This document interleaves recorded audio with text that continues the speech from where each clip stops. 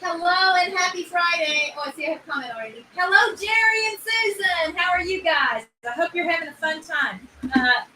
I'll just start the show and let you guys know that Jerry and Susan visited Rich Cat Ranch yesterday. They are on their way. They were on their way to Pinecone Fest.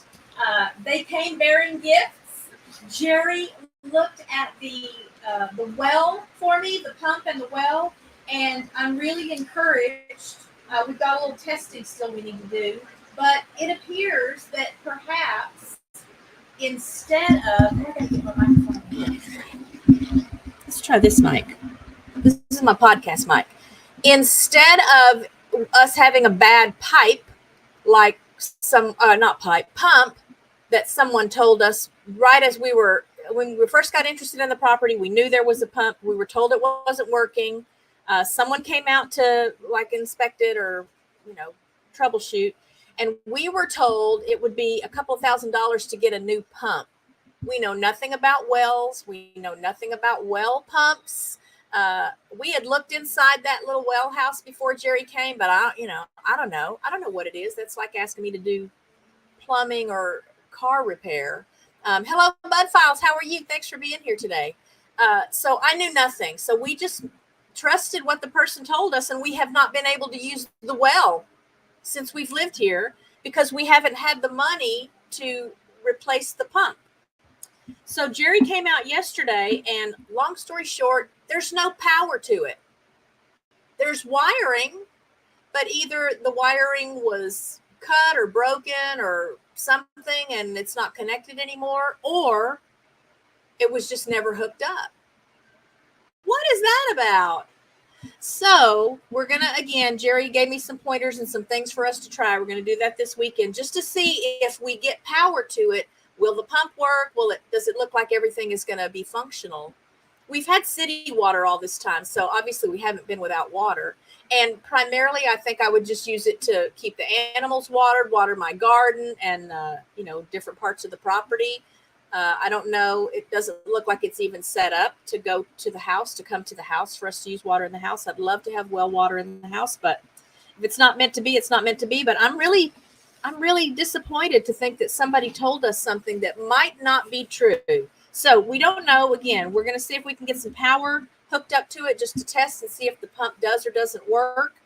If it does work, then we'll just know somebody either didn't know what they were talking about, or they didn't really look at it and they just told us whatever they wanted to tell us, or they were just trying to take advantage. It happens.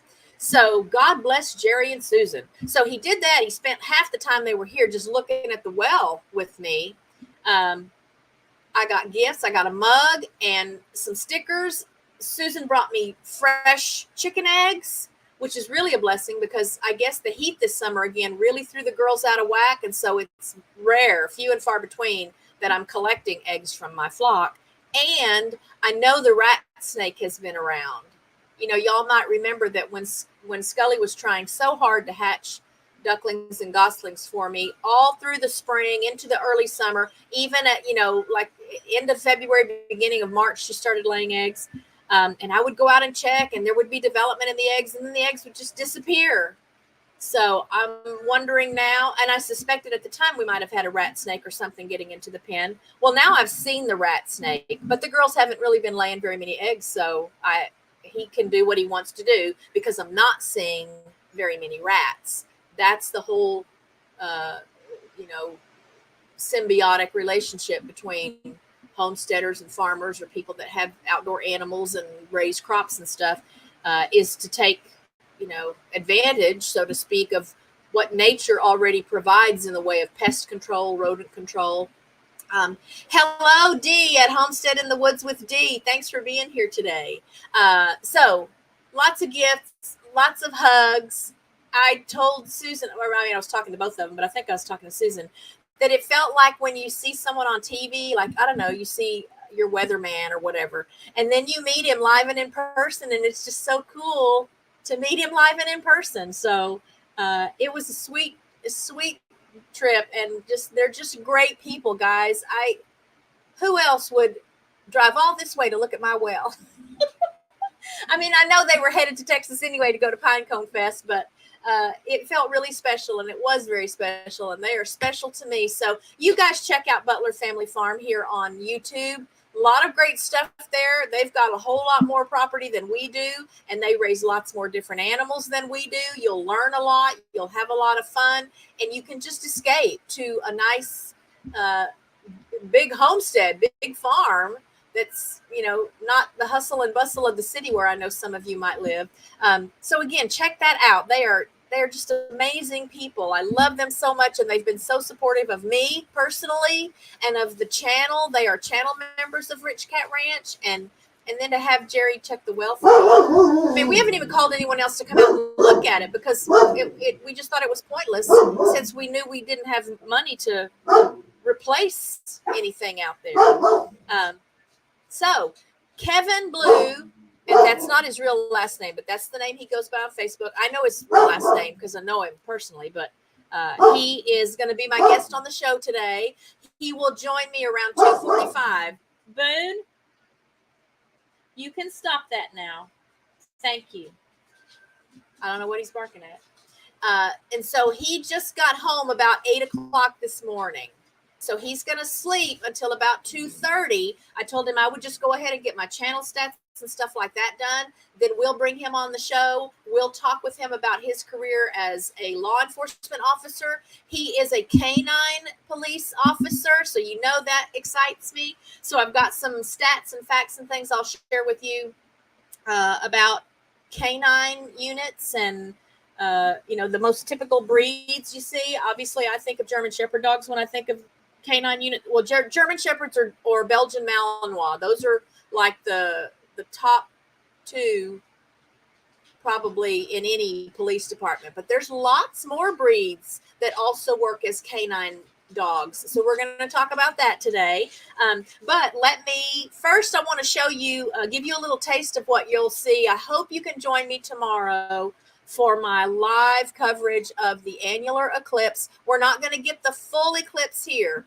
The math just doesn't allow for it because we're probably 250 miles northeast of the where the band, where everybody that's in the big stripe that goes from the northwest down to the southeast will get to see. I say the southeast to southeast Texas. So the band starts up like in Oregon, the band meaning the path of the sun, and then comes down and will go out into the Gulf of Mexico down near Galveston, that area, the south part of Texas. But we will be able to see it. And I'll show you first what I ordered from American Paper Optics. They're like one of the premier producers of like eclipse type equipment. So I ordered myself a little set of this Solar Snap stuff.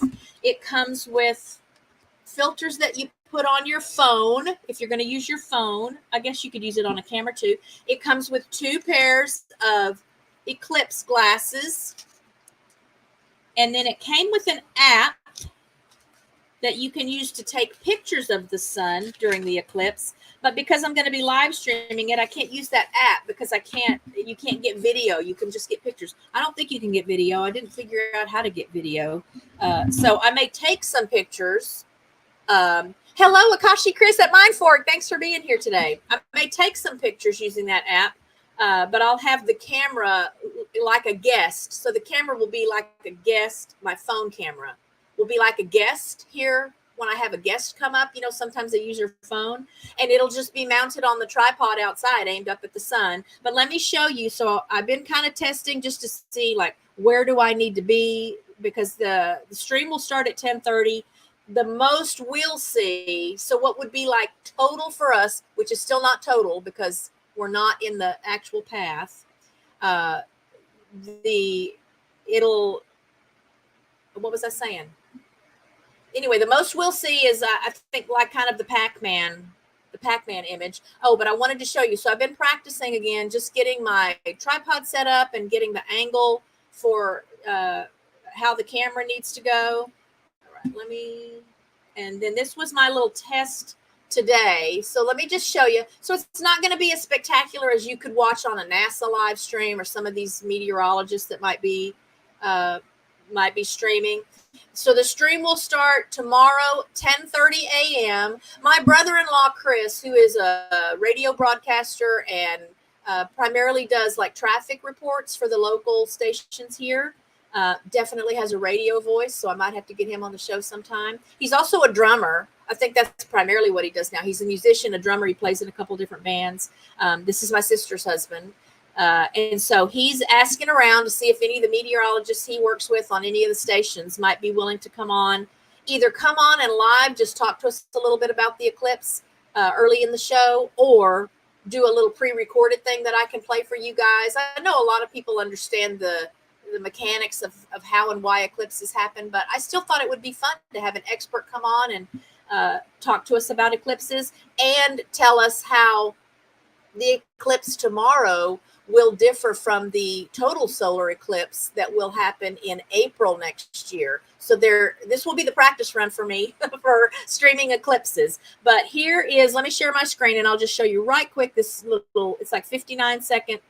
Oh, is that it? That's not it. Where is it?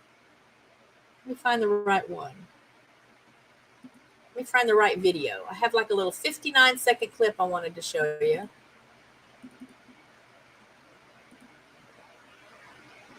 Well, I thought I had it. What did I call it?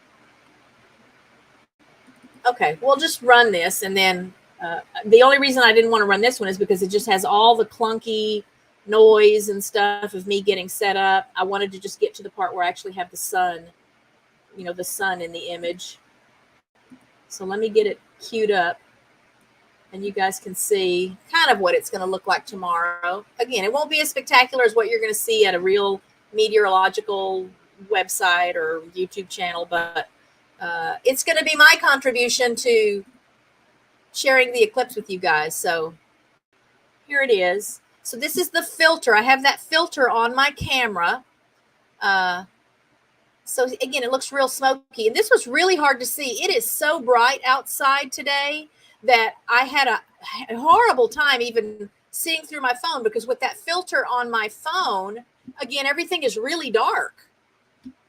So, and I'm like half blind anyway, even with my glasses. I definitely couldn't wear the eclipse glasses too and then try to see through my phone, because then it's just all pitch black. Hello, Emotion. Thanks for being here. Good to see you. So again, as we get through, as we're making our way through the eclipse, here's my little cursor. You'll see the moon starting to cross over and cover it up partially. Oh, this is what I should have queued it up to, because this is where I feel like I finally got the position of the tripod where I wanted it. So tomorrow I should have the tripod just in one place and not wiggling it around, so that the sun, you'll just see as the sun is moving across the sky and the moon is coming into view, we can see the eclipse together. Now, the disadvantage when I use the phone for StreamYard, I can't zoom. I can't zoom my camera. So I'm not going to be able to get it any bigger than this, but obviously you can see. I think you'll be able to see. And this is something that has always excited me. I'm a weather nerd. I'm a stargazer. Everything in the sky, planets and stars and constellations, all of that has always fascinated me. As long as I can remember, I've been in love with the universe, the outside the Earth's atmosphere. So I'm always excited when this kind of stuff happens. I'm super excited about the April total eclipse, because that's just, I don't know, there's just something so magical about that for me. And I know it's just math and physics and geometry, stuff like that. But anyway, so this is just a little clip, tell you what you'll be watching, but I'll be talking and giving you some, history on eclipses and as much did you know kind of stuff as I can find. And if we're lucky, Chris will be able to find a meteorologist for me that can come on and visit with us for a little bit. If not, at least then you can see the eclipse. Cross your fingers that the weather holds out. It is supposed to be clear. It's beautifully, perfectly clear today. So if I get anything that even looks remotely like that for tomorrow, it'll be great. All right, so let's go over some channel stats right quick. to get ready for Kevin to finish his nap. Hello, Nancy at Our Treasured Home. Thanks for being here today. And here comes the channel stats. All right. Our friends, Nina and Boyce at Rooted in Texas, are at 895 today. Ordered Steps holding on to that 1,320 something. My friend Akashi Chris in the chat today at Mind Forked. This is, she's at 497 today. So we're seeing a nice little jump for her. Please check out her channel, y'all. She's another real life friend that I've met. She and her husband, Stuart, have been to RichKatRanch. She did a cute little crossover video with clips from her visit here. She got to meet all the animals. Cabo was only partly naughty and bratty that day, but she held her own. So you check out her channel, guys. Joe Hupp in Australia, my friend from Australia, is at 345 today. Let me get my cursor back where I want it. Jesse and Lisa at Lazy Days Ahead with Jesse and Lisa, they are at 1,640 something today. Jerry and Susan at Butler Family Farm that I just talked about. They just visited RichKatRanch yesterday, live and in person. They brought me goodies. Jerry checked out the well and gave us some pointers so that we at least can proceed with trying to figure out how to get the well working. And he told me how many subscribers he had yesterday. I didn't write it down and I don't remember, but I told him, well, you'll probably have more than that by the time we do the show tomorrow anyway. So if you're still on, Jerry, and you can let me know what that last digit is, all I can tell everyone is that he has 1,990 something. There's no reason for him to not be at 2,000 subscribers, y'all. If you have not checked out Butler Family Farm and shown them some support by subscribing, please go and do that today. Thank you to everyone that is in the chat that's watching live today. Thank you to those of you who are part of the rewatch crew that will check out this episode after we're live. I think it's going to be a great show. I've got my next couple of police officers already scheduled as well. So you can help show them some support too by watching these streams, sharing these streams. I'd appreciate it if you'd give me a like. If you're not subscribed to RichKatRanch yet, I'd appreciate that as well. So back to subscribers. My friend David Hunt is at 659 today. My friend Lee from First Floor Audio across the pond in the UK is holding on to his 1,240 something.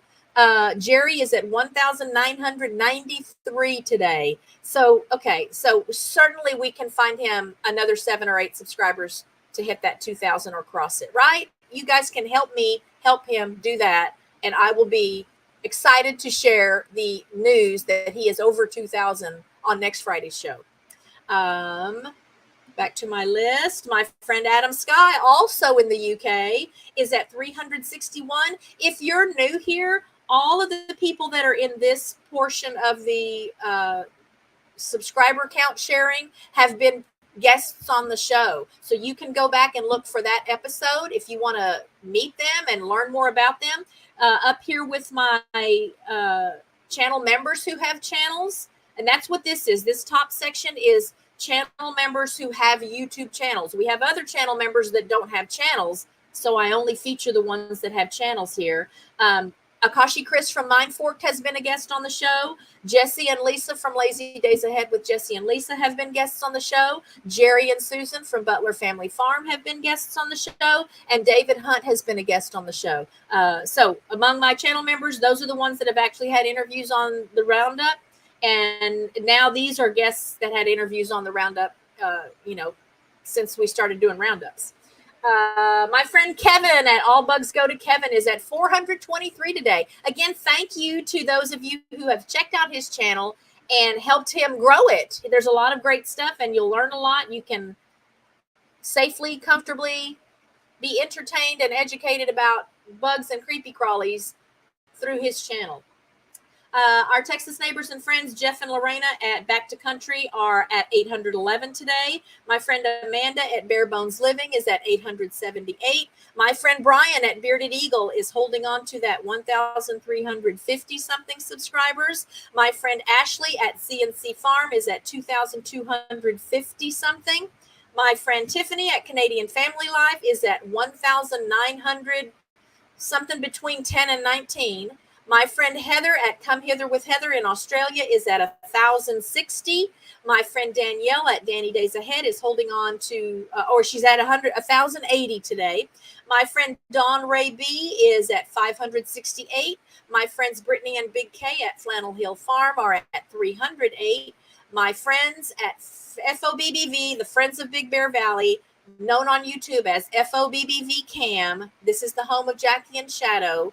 They're a great conservation, education, preservation group out in California. This is my second all-time favorite heart nest of eagles.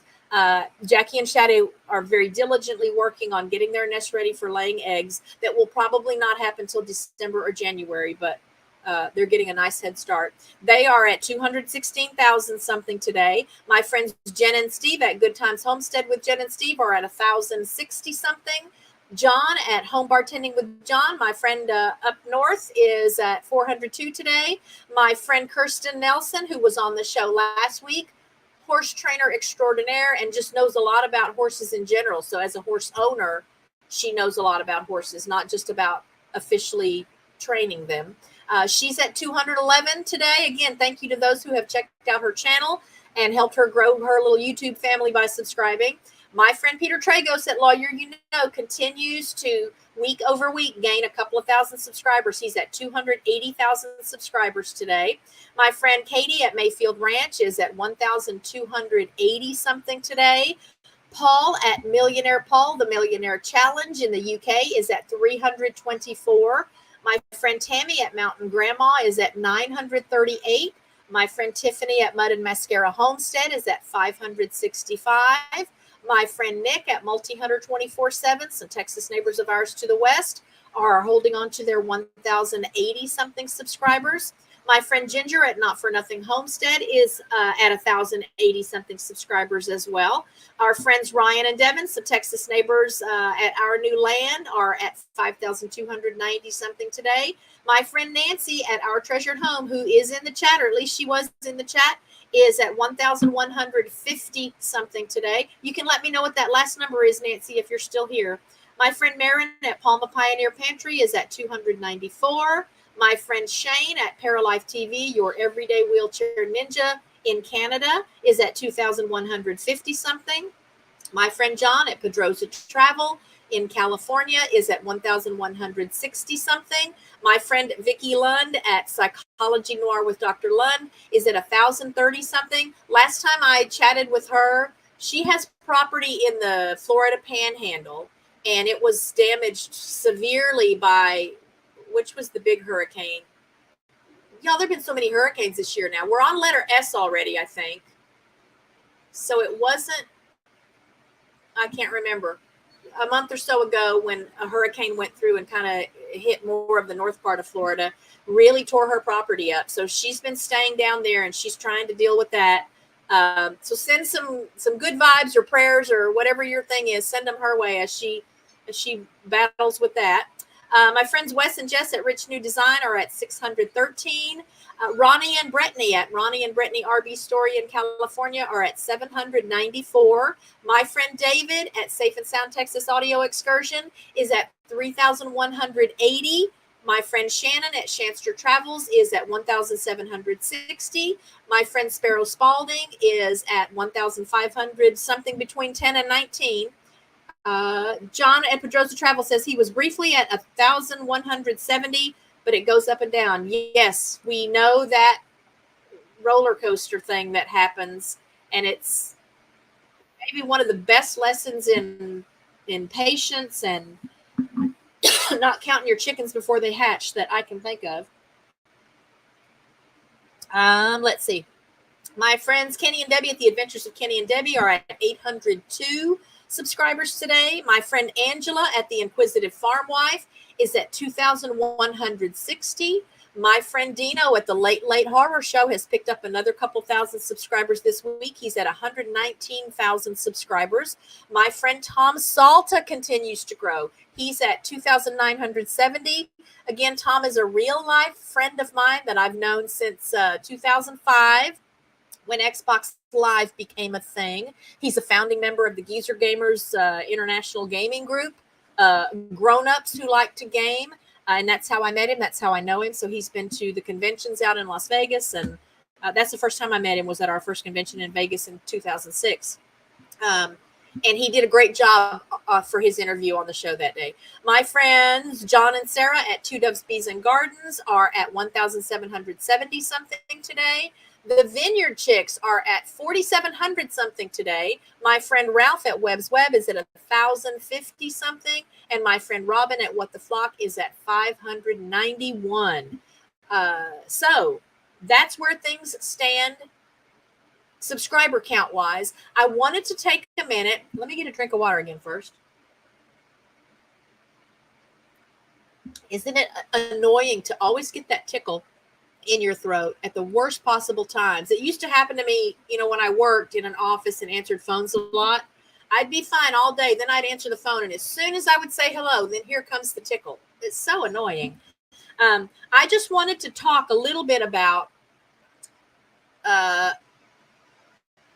growing a channel. I'm not going to claim to be an expert about growing a channel, but I just want to encourage those of you who are trying to grow a channel so that it becomes a source of passive income for you, to really put more of a business mindset focus on it. So in the business world, I can only speak for healthcare, the dental field, my practice management experience in the dental field. It was considered healthy if period over period, fiscal year over fiscal year, the offices I was in, if we grew by 10% each period over period, that was considered healthy. It's not stellar. It's not great. It just means it's healthy. You don't have anything to worry about as long as you can at least maintain that. Now, the last practice I was in that I managed, it was a nightmare. I mean, I'm just so glad now that I made the decision to leave. But, we were growing by 25 to 35% a year, every year. It was brand new practice. I helped, I did everything but like pick out the colors and the paint and stuff. But I was there before the doors opened and was the only employee in that office for the first 4.5, almost 5 years. So I was the surgical assistant, and I was the inventory coordinator, and I was the insurance coordinator, and I was the treatment plan coordinator, and I was the communications director, and I was the study club administrator, and I was the patient education person, and I was the sterilizing technician. And so any job that anyone could have in a surgical dental practice that didn't require the DDS letters after the name was my job. So it just got overwhelming. It just reached a point. And I held on for another 4 years before I just finally said, okay, uncle, it's time for me to go. So if you grow by 10% period over period, I don't know if that same percentage is applicable for YouTube. I don't know. Again, I'm not a YouTube expert, but I do know that if you're looking to build a channel and grow a channel because you want to turn it into a business and you want to earn passive income from it, I've shared before, I'll share again. I would love to at least be able to consistently earn enough to offset and cover the cost of feeding our animals here. Now, a lot of people think that because we have horses, we're a horse and a mule, they think we must be rich. Y'all must make a lot of money if you've got horses. And like I said, I think last week, no, that's exactly probably why we don't have a lot of money, because we've got horses. But we just have to be smart about, what we spend. And when I realized that I might be able to monetize my channel, it just started out wanting to share, the animals here. And then the more I learned about it, I thought, okay, that needs to be my goal. I want to at least make enough to cover the cost of feeding our animals. That's reasonable. I'll never get rich. It's never going to mean a lot of money. I mean, it costs a lot to feed them because we have a lot of animals, but I just want to encourage those of you who want to turn it into a business to really study your analytics. And so when I see a channel that stays stuck at the same subscriber count for months and months, I even wonder, I wonder, what are they thinking? What are they doing? Do they have a plan? Are they going to try something new? And I think it's probably the biggest lesson, the biggest takeaway is that if you want your channel to be a business that makes money for you, you have to work your channel for the benefit of your viewers, not just for the benefit of yourself. Obviously, sometimes I just share something that's important to me because it's important to me. But I try to study what works for people. So like on my channel, y'all, shorts work. I'm going to keep doing shorts because people like shorts. As a matter of fact, today's short, I'm going to look at that again right quick. I looked about 12:30 today, and it had 1,500 views. And had gotten me, I think, 3 subscribers. I'm just going to look at the stats for that again. I'm at 1,646 views on today's short that went live at noon, and it's gained me 5 new subscribers. And I've certainly learned that for shorts, the animals are like what people want to see on my channel. And now that you can link videos on your channel, so in the shorts, when you're creating a short, there's now a little section where you can link that short to any video on your channel. And I can see that every now and then I am getting additional views on older videos or a recent video that's kind of related to whatever might be in the short, because I have that little arrow now that people can click right there from the short to go and watch the other video. But I just want to encourage you that if you haven't considered at least the possibility of trying something different, one time, try something different. One time, if your channel has primarily focused on, say, recipes, try doing something different. Try do a channel that talks about your favorite old TV shows or your favorite music, or it's just something different from what you're doing, and then have a nice, clever title and a catchy thumbnail, and see if it doesn't bring you in some more viewers. If it does, then okay, wow, look at the difference that made. And maybe it only brings you in 3 or 4 more subscribers. But maybe at the same time, maybe it gets you, 10 more watch hours. And I just think if you don't at least consider that and explore that and experiment with it, it's just going to be really, really challenging to grow. Again, this is for channels when I see that they're just stuck. They're stuck on the same number. Subscriber count is not the only number. We all know that. That's not the only number you want to worry about. When you check your analytics, the 2 things I really like to look for is the average percentage viewed of my videos. So if I have a 10-minute video and someone watches 5 minutes of it, they watched 50% of it. So you can go to your analytics for any video, any short, and see what percentage of it, how much of it did they really watch. And when you find the things that people watch more of, they stick with the video a little longer, or you study the little graph for what parts of your video might have been most popular, then you can find opportunities to do videos that are devoted specifically to that thing. So like I might have had like a bug or a snake video, and the part of the video that the people watched most or replayed most might have been me holding the snake or the spider or whatever it was. I think, okay, so there must be people that's what they want to see. They want to see the hands-on. Yeah, they want to see the animal wrangling here.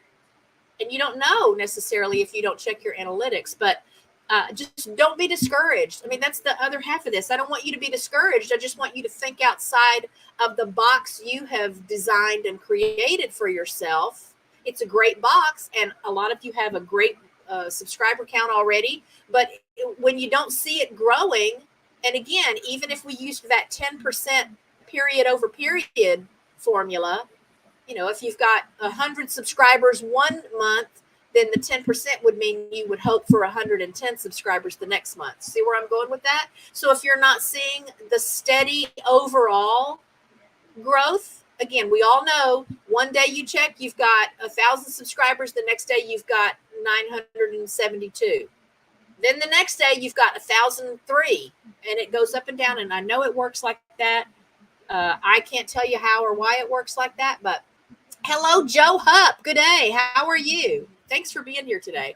So that's just my little nugget that I hope will maybe inspire some of you to try something different. One of the things that really makes me want to tell you guys this is that Elvis reaction video that I did is one of my most watched videos that wasn't a recipe or a dog related, animal related thing. I don't usually get real high counts on my longer form videos. My shorts do well a lot of times.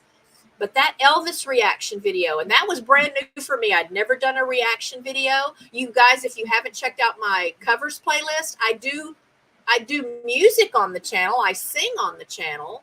And I'll invite you to check out that playlist if you haven't, just so you know a little bit more about me and who I am and what I do. And those were well received. Those got nice numbers of views. I mean, for me, compared to my other stuff.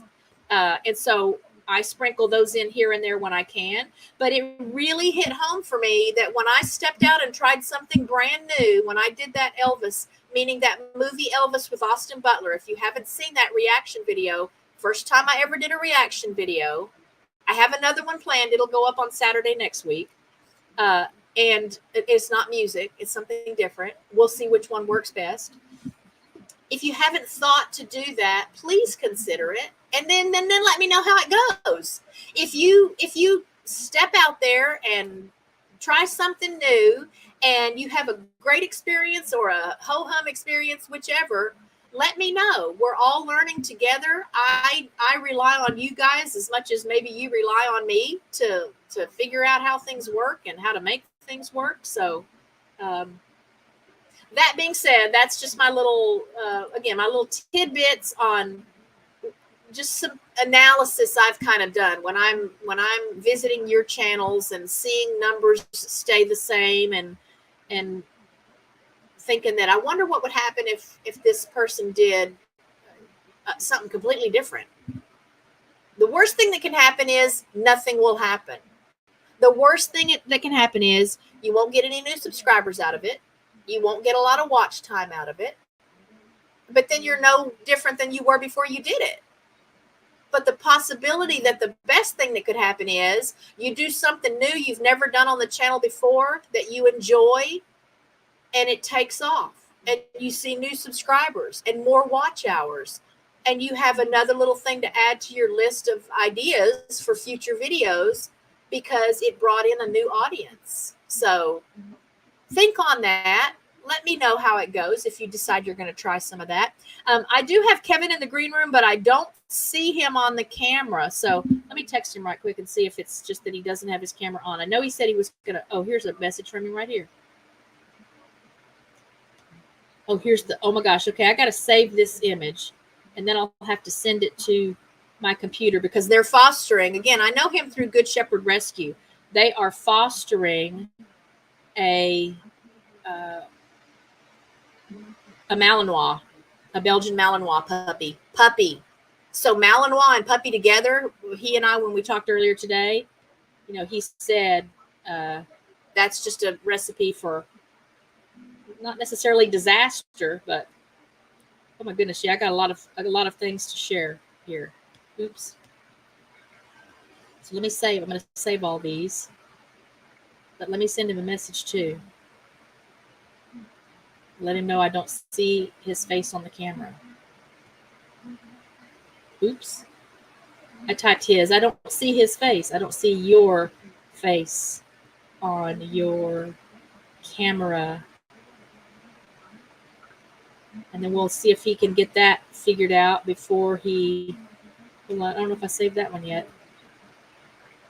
A lot of things you're going to enjoy about Kevin.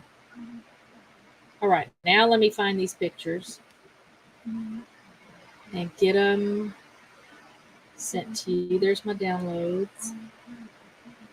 Oh, I thought it was my downloads. Well, where did it save them? Good gravy. Oh, right there in Messenger. Okay. And I'll send these. Oh, except I got to turn that sharing thing back on. All right, we'll turn that on. Make sure I'm on the right network. My phone has a tendency to switch to the network we use for the outdoor cameras if I'm too far from the main, I guess, this main router. since everything is wireless and Bluetooth. But the computer is attached to the main network here. And so when I don't have those things in sync with each other, I can't send pictures and videos from my phone. And that's how I do it. So I don't have a camera. Every video and picture I watch, or that I put on the channel, rather, I record on my phone. And then sometimes I upload it directly from the phone. But usually I have to do some editing and do some fancier stuff to it. It's been a while since I've actually done that on the phone. So I send them to the computer, and now I see his face. So I send them to the computer, and then I put them into my editing software, and I can share them that way. All right. What was I going to do? Oh, I got to find those pictures right quick so I can put them in my little folder of pictures that I want to share with you from Kevin. I've got a little folder of pictures. So give me one more second here.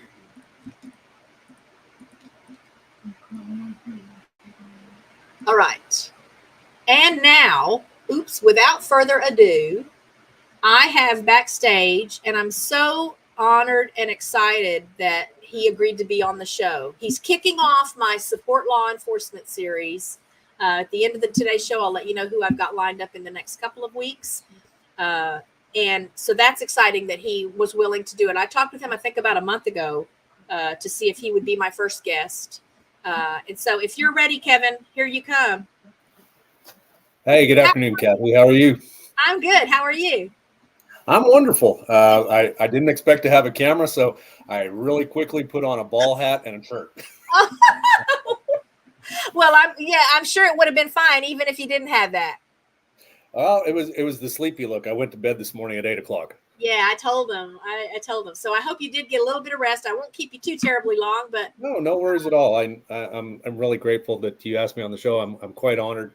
We're fans of the rescue together, and so we have something in common automatically. And then, of course, we both run little hobby zoos at our homes, so it makes us even closer. I was listening to what you were talking about, saying people that when they find out that we have horses, that they often, oh, you must be rich. And your answer, I just wanted to go, I actually think I said it out loud. I said, ding, ding, ding. The reason we're not rich is because we have horses. Yeah, switch that around, flip that around. Yeah. And I mean, I used to be one of those people too. I used to think, wow, if someone has horses, golly, they must make a lot of money if they have horses. I just, in my mind, I guess in my mind, I was smart enough to know that it just costs a lot to have horses. Well, we were tricked. We had some friends from our church that years ago, my family had horses. When I grew up, our family had horses, but I didn't pay the bills, so I didn't know about it. And then later on in life, at our church, we had some friends, and it was a cowboy church. And one of the pastors said, hey, I understand you did rodeo when you were younger. And I'm like, yeah, I did that. And he says, what did you do? So I told him, and he said, oh, have you ever thought about team roping? And like a lot of other people not in the know, I said, that's a lot of money. That's horses and trucks and trailers and saddles and tack and vet bills and feed and blah, blah, blah. And he was like, oh, no, it's not that bad. There's kind of a story in there. And if you want to talk about it, I'll tell you. But it's probably one of the 3 times in my life where I actually had really one of those off the tip of your tongue great responses. It still didn't save me. I mean, we still have horses and we're still broke. But it's how I got into having horses, and it's quite hilarious. And the worst part of all of that is the guy who got me into horses, he doesn't have horses anymore. Oh, no, that's just wrong. Oh, yeah. And he has a lot of money now. Yeah, so we will move on later in the interview to talk about your other animals. Sure. But I like to start, and you don't have to give us too many details because I know sometimes you have to be careful about what you share just because of the work you do. But you're here in Texas with me, not too far from me through Good Shepherd Rescue. Right. So I'll tell people that. But you can tell me, so you guys have some property or some acreage?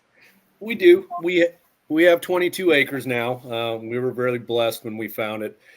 We got a spectacular deal. The house was built in 95.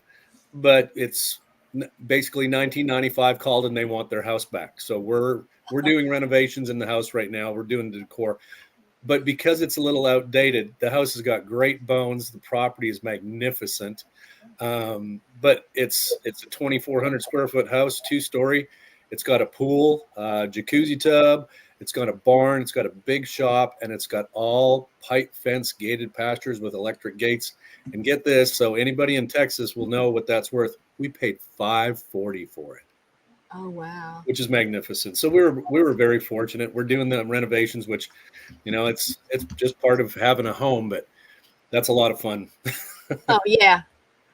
So we'll talk about dogs first. Yep. Like let's start first talking about canine dogs, because I did share with the group that one of the things that excited me about having you on the show is that you were part of a canine unit. Are you still a part of a canine unit? I am not. I promoted up through the ranks, and so I don't work a dog on the street anymore, but I did do that as part of my career for 11 years. Okay. And how does that happen? So when you become a canine, become a canine officer, do you like put your name in a hat for that? Do they just assign you randomly? How does that work? So I guess a little background. So I became a police officer in 1988. I've been doing this for a minute. And on through the years, I worked different assignments, traffic. I was a motor officer, so motorcycles. And the agency that I worked with when I became a canine officer had begun to start a canine program.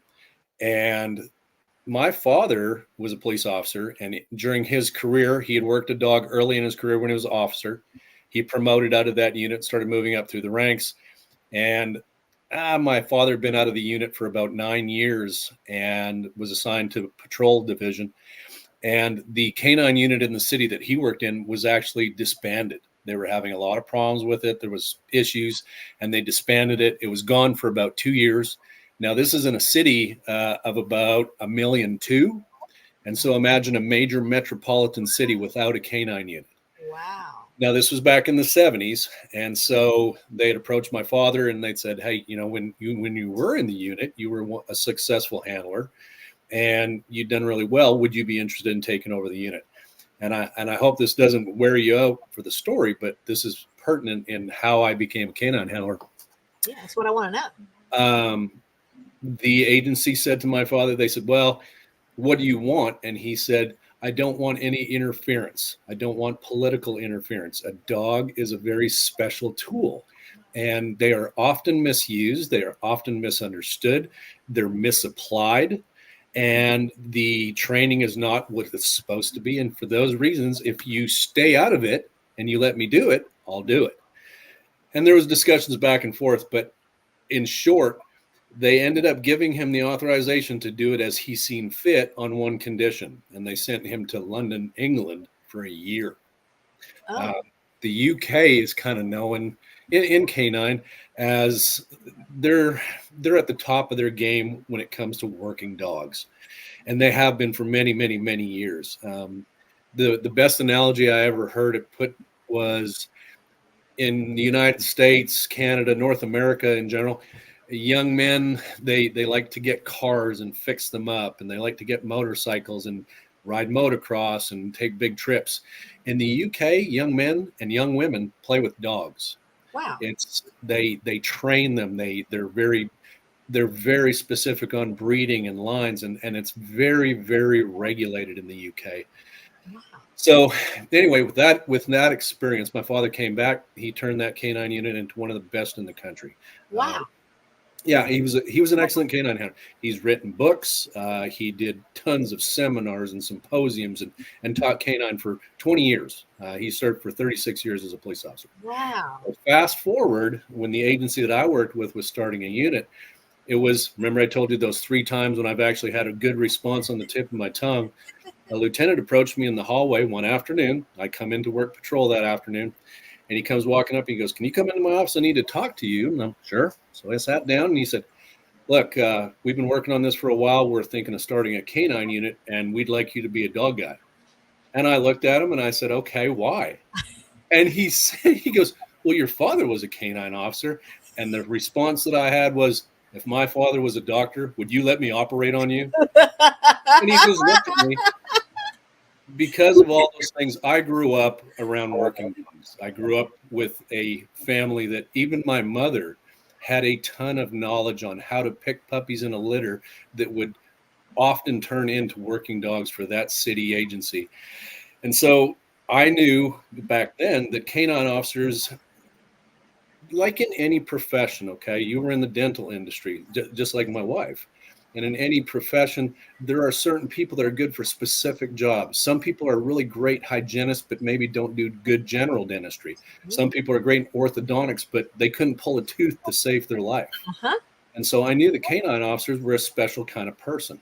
Now, and I hope this doesn't offend any of your readers, I have often been misunderstood as a police officer. People have certain expectations in their heads when they come upon a police officer. And so one of the things that people often don't understand about me, they say, oh, well, you hunt, right? And I said, no, I don't. Oh, you're a cop and you don't hunt? I said, I don't like guns. What? You're a cop. You must like guns. And I'm like, I don't. It's a tool. It is just a tool, just like a screwdriver or a pen or a computer or anything. And so with all those misconceptions in mind, I'd said to my lieutenant, and then I ended up talking to the agency. And long story short, I did become a canine officer. And I think I was an alternative type of canine officer. You have SWAT guys. They're a special breed. These guys are extremely intelligent. They're very in shape. They're into all those things. They're into working out. And that is a good thing because those guys have long deployments. Their fitness can make the difference between somebody living and dying. Canine officers have to have a high level of fitness. And one of the things that I said to my lieutenant, I said, I don't know if I'm a smart enough cop to be a canine guy. And he said, well, it's a dog. And I'm like, and there begins the problem. That's my point. And there, exactly. And so I was very fortunate. The chief, the upper command staff in that agency, they were pretty wise. And so they got along with me and they understood where I came from.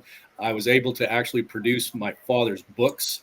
And I was like, look, if you really want to do this, I do want to do it. I think it's magnificent. I said, but we need to do it the right way and not half-baked. And so I was fortunate that the agency did follow through with that. And as a result, I thank that agency and I thank my first dog for actually putting me on the map. Ultimately, I ended up on a statewide task force that was run by the governor's office. And I did that for a good part of my career. And I truly enjoyed it. Had a lot of fun doing it. Had some great stories, some sad ones, but some really good ones. So are you able to see this picture I have up? I am, and that's Jake. That's my first working dog. Yeah, I wanted to share that with everyone just because I knew that he was your first canine partner. I have another picture of him. It's not real big. Let's make that bigger. This is him too, right? Yes, ma'am. Yeah, that's Jake. So I would imagine it's no different when you get a canine partner. It's no different. I'm sure if you had a human partner at some point, you could readily tell me who that was too, right? Absolutely. Yeah, it's not something that just because the dog may not be with you anymore, it's not something you would just forget. Well, as an animal person, I'm betting you're probably quite similar to us. We have more pictures of our dogs and our horses and our cats. And my wife often says, you know, we need to start taking pictures of each other. We've been married 26 years and we probably have 23 pictures of us. But we have over 1,000 pictures of dogs and horses. Yeah, we've got one bedroom here where we've got tons of pictures on the walls of all the grandkids. But there's a section in that same room still where there's pictures of all the animals, like framed pictures on the wall. Of all the animals. Yeah, and the channel here. I mean, the channel is devoted primarily to our animals. So that's wonderful. Just see them all the time. We're not art people, but we do have a painting in our house, and it's a painting of Jake. Oh, sweet. Yeah. Sweet. So how long was Jake your partner? I worked Jake on the streets for 3.5 years, and it wasn't because of a performance issue. We'd been out in California at a school, and during a work scenario, a deployment scenario, he ended up going off the roof of a one-story building. And as a result, he was injured. It wasn't fatal, but he rotated 4 vertebrae in his back. Wow. And because of that, when we got him back to Dallas, we took him to specialists, and they said he would need surgery, obviously, to correct the issue, but he'd be out for a year, and he would never be the same dog. So we took him out of service, and he retired, and I started with a new partner, but we kept Jake till the age of 11. Wow. So how do you get matched up with a canine? So typically, most agencies will use what they call vendors, okay? And those are credible persons or entities across the country that are they obtain a reputation. They source dogs from Holland, from Belgium, from Germany, different parts of the UK. There are unfortunately very few dogs that come from the United States that are working in canine work. Interesting. And that kind of goes back to earlier when I was talking about the way that people in the UK, their level of dedication and seriousness to the sport or to a class of working dog is so phenomenal. The reason why most, Canada and the US, we'll say, North Americans do not use dogs from here is because I guarantee you right now at RichKatRanch, you have a shepherd there that somewhere, some way is related to one of the 7 that I have here right now. Oh, wow. There's just a lot of inbreeding. There's a lot of inbreeding, and it's not controlled. It's not watched. There are organizations that try to do it, but they haven't been around long enough. If you go to Belgium, you can find books into the 1800s where people know breeding lines, and they have very strict rules on that. If you own a female and I own a male, and somewhere their lineage crosses, we are not allowed to breed those dogs. Wow. And they don't have the problem with animal control. I mean, I know you work with the rescue just like I do, and it breaks my heart every day to see the amount of dogs that aren't spayed, they're not neutered, they're throwing puppies, irresponsible breeders, puppy mills. Those things are horrible, horrible things, and they cause death and destruction. Yeah. So, anyway, go ahead. So after Jake, who was your next partner? How did you get him? When did you get him? And how long did you work together? So my second partner, actually a really, really neat story. When I was in Los Angeles and during that school that Jake was injured, I met a vendor from Connecticut who at the time was supplying the LAPD with all their dogs. And at that time, they were only using, pardon me, and now I see why you need the water. Yes. They were only using Dutch Shepherds. And I had not been exposed to the breed here in Texas. A lot of agencies were using Shepherds or Belgian Malinois, but I hadn't seen a Dutch. And so being in LA, I saw them, thought they were phenomenal dogs. They are literally the 50-50 split between a Shepherd and a Mal. Oh, they have the drives, they have the energy and everything, but they have a little more loyalty and a little less cuckoo. Right, crazy. Malinois does. And so when we realized that Jake wasn't going to be able to work anymore, the agency authorized the purchase of a second dog. And so I reached out to that vendor, and he had made a trip and he secured a dog out of Holland. And unfortunately, by circumstance, that dog was en route to the United States to us in Dallas on 9/11. And so he got stuck at London Heathrow for almost 2 weeks in a flight container. And they fed him and they watered him, but he was stuck in one of those aluminum flight containers. And by the time that the United States opened up commercial air traffic, and at first it was just transportation. It wasn't people or anything like that because we were terrified of terrorists. Yeah. So the vendor actually flew down from Connecticut and met me in Dallas when the plane from London was coming in. And we opened that crate, and of course the dog was covered in mess. You know, he'd been in that crate for 10 days. Yeah. And he said, the only thing we're going to do is load him in the back of the canine unit, take him to your house. Let's just not tell him anything, not ask him anything. Loaded the dog in the car, drove to my house. We let him out. We put him in the backyard. And of course, the dog had been cooped up for 2 weeks. The dog started running full speed ahead and got about 20 yards into my backyard and clipped his right thigh on a support beam for our patio, spun into a circle and fell in the swimming pool. I looked over at the vendor and I said, I think we have a broken dog. Yeah, it's not gonna work. But craziest thing ever, and it'll show you the resilience of an animal. Animals are not like people. They don't feel sorry for themselves. Nope. If they can walk, they'll walk. If they Yep. can't, they won't. Yeah. They don't cry and they don't feel bad or anything. Yep. So, of course, we got him out of the pool, which luckily also washed him off. And we just let him. Yeah. Look at the bright side. That's Oh, it was a win-win. But so we let him out. We let him just relax for about 3 or 4 hours till he calmed down. And just as we had to test the dog to see how he worked. Well, at the time, we lived in Arlington, Texas. Our backyard actually backed onto a church property of 10 acres of just grass. It was beautiful. So when we built our fence, we built a gate there so we could run our dogs out in that field. So Josh, the vendor, he put Brando onto a leash and we walked outside and he asked me to go retrieve one bullet from one of my magazines from my duty weapon. So I was like, I don't know what he's doing, but I'll do what he asks. So he takes it out there and he takes the bullet and he just throws it. I mean, this is a grown man. He takes a little tiny bullet and he throws it. He turns the dog in a circle, makes him do some sits, some downs, some basic obedience, turns him around and gives him the search command and cuts him off lead. 10 days in a flight container, crazy dog, doesn't know the people or anything. And that dog immediately went into a search pattern, worked the cone, picked up the bullet. You are kidding. Grass, came back, sat in front of Josh, and spit it out at his feet. You are kidding me. And I looked at Josh and I'm like, let me get the check. That's amazing. Let me get the checkbook. So, it only hurts my heart to know that a lot of things that we didn't know any better about years and years ago, and we've learned now.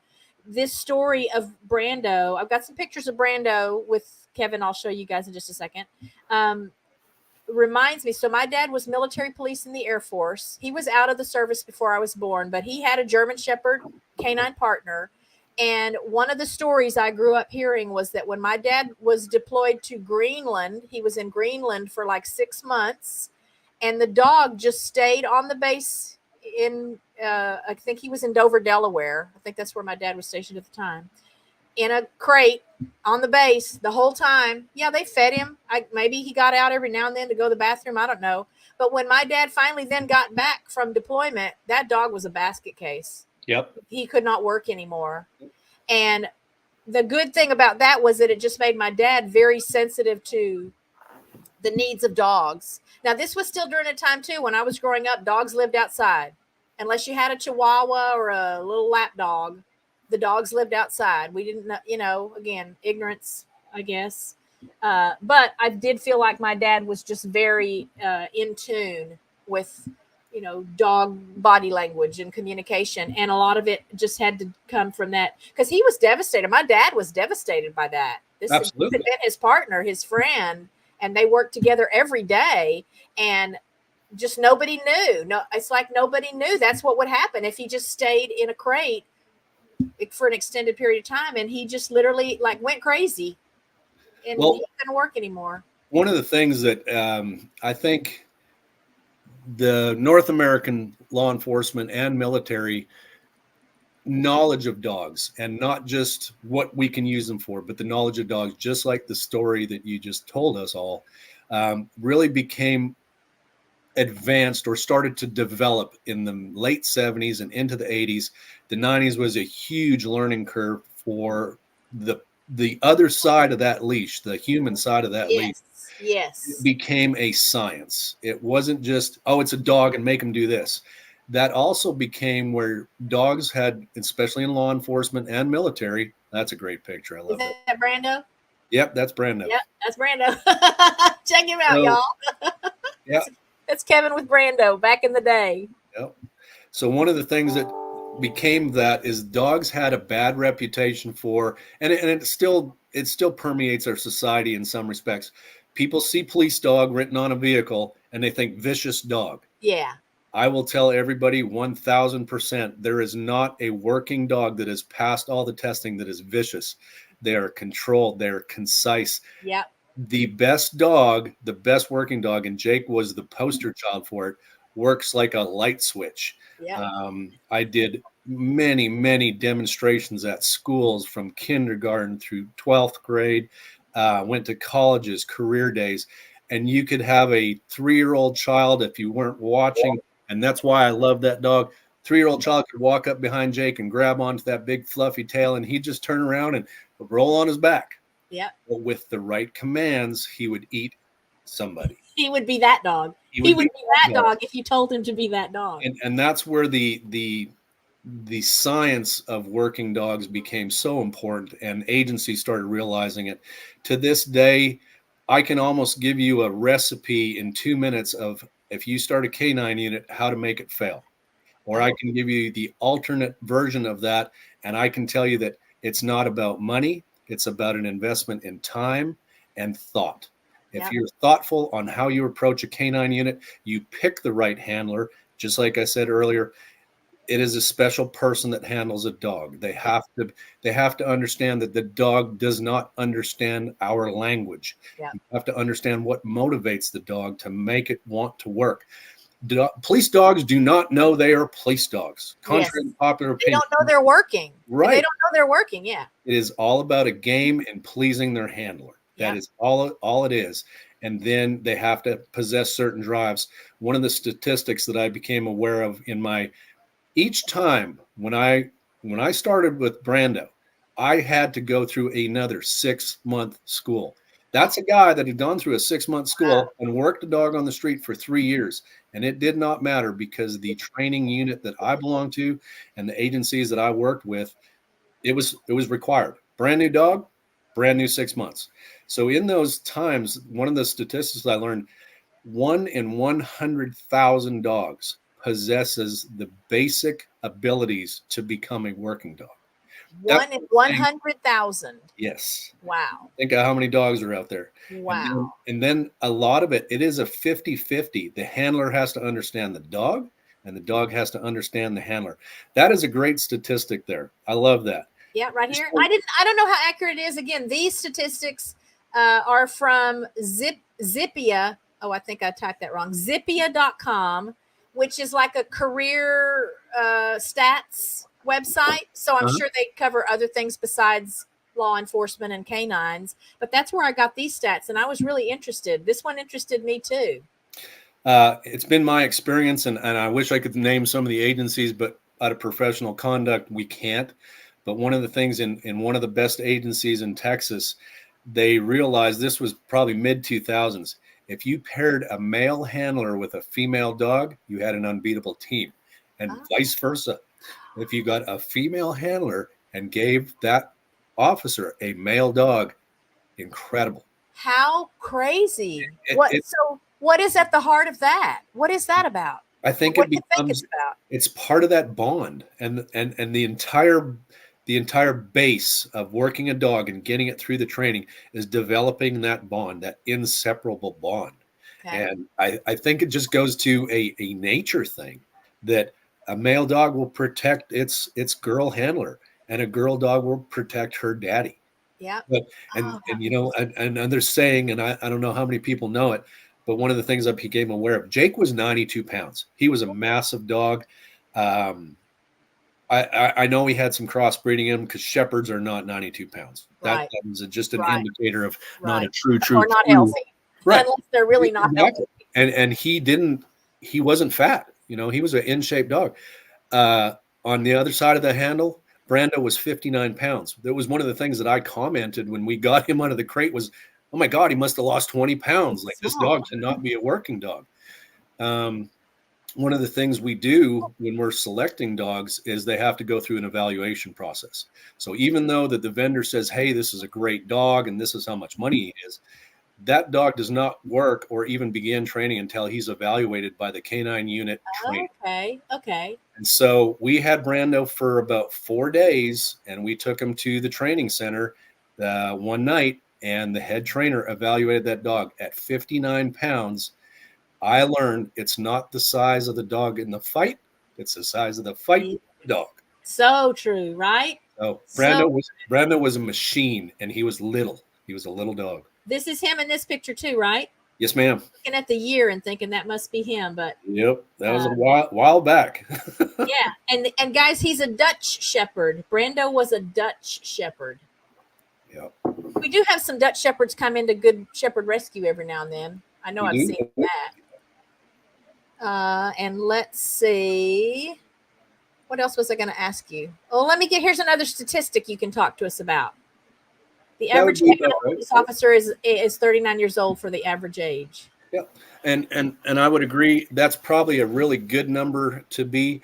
Like I said, for a successful canine handler and a successful program, you can't pick a guy that's been on the street for 2 or 3 years. He's still learning to be a police officer. Right. One of the most poignant things that I ever learned in my canine training was with my first dog.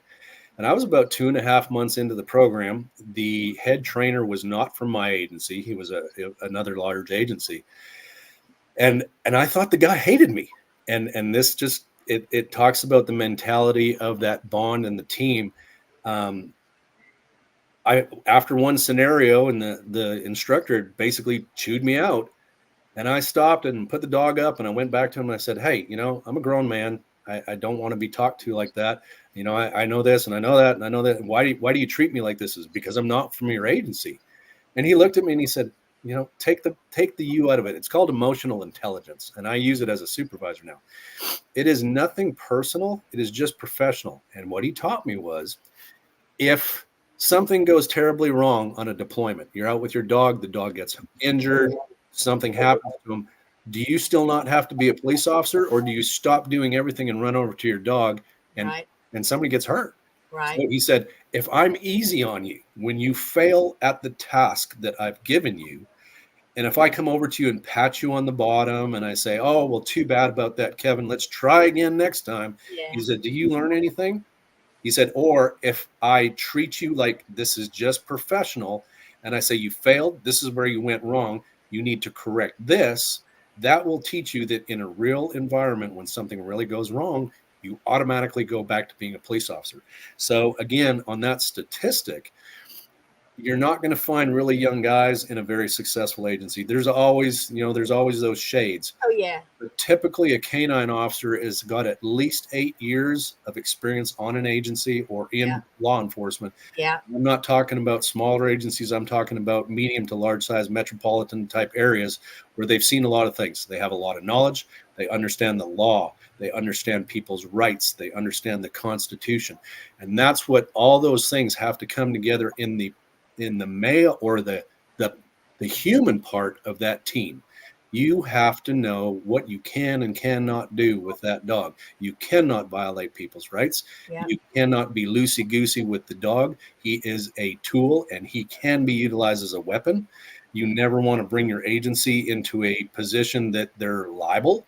Yeah. And you should also understand that if you will take it to what it is, if you have a bad bite, all of a sudden your best friend in the whole world that you have spent so many years with and everything becomes something that can be destroyed. Yeah. Because they're vicious. And that's why I'm a huge proponent of professional canine units. I've been asked through the years, because of my experience, I've had agencies ask me as a consultant to talk to them about what I thought was good, what I thought was bad. And my biggest number one thing is pick your handler correctly.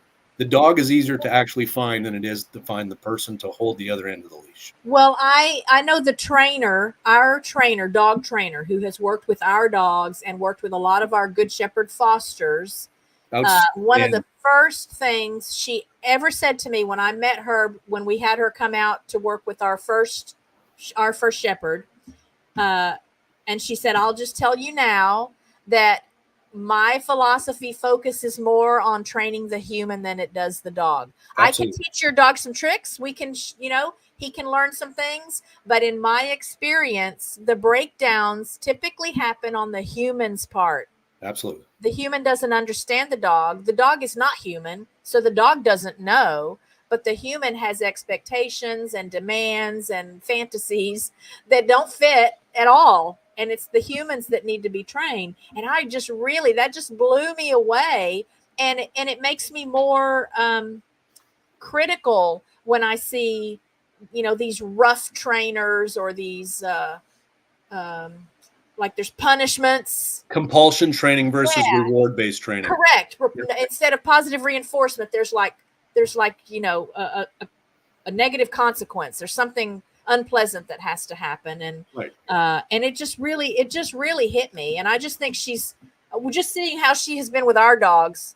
There's something magical about her, but I think that's why, because she approaches her training with an appropriate level of knowledge about dogs. She understands dogs. And she'll tell you too, I like working with the dogs more than I like working with the people. Absolutely. Because the people are the ones that they have egos and they have hang-ups, and they're selfish, or the id, the I, the pride, all those things that get in the way of a good dog team. Absolutely.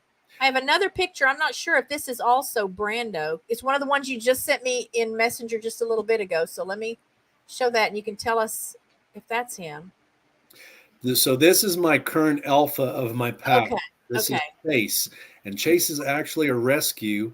He is a traditional bloodline Czech Republic dog. He's Sable, which is the original German Shepherd, and he has a really neat story. So when I got out of canine, of course, I still had some dogs, but I only had two. I had my wife's dog and I had my dog. And I was on Facebook one day at lunchtime, and there was a rescue that I'd followed on Facebook.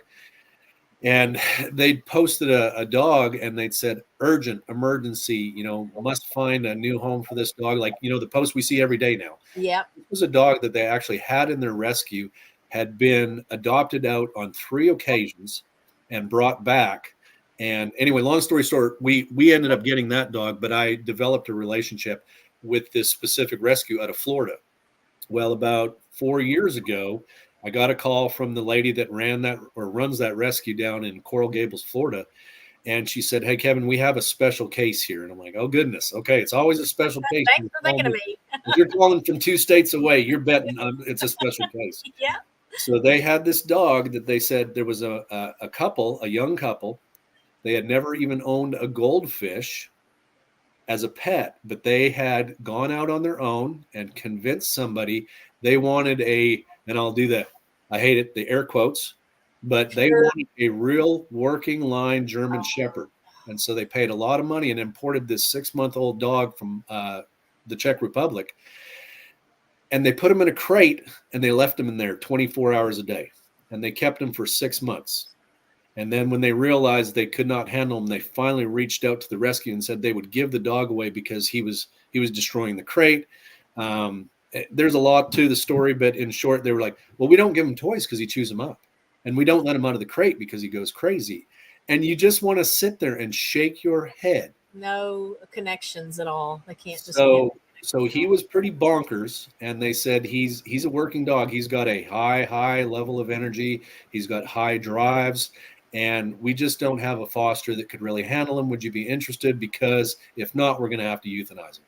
And I could not let it happen. So we drove to Florida and we picked him up, and that's Chase. Okay. Actually, about a month and a half ago in our backyard here.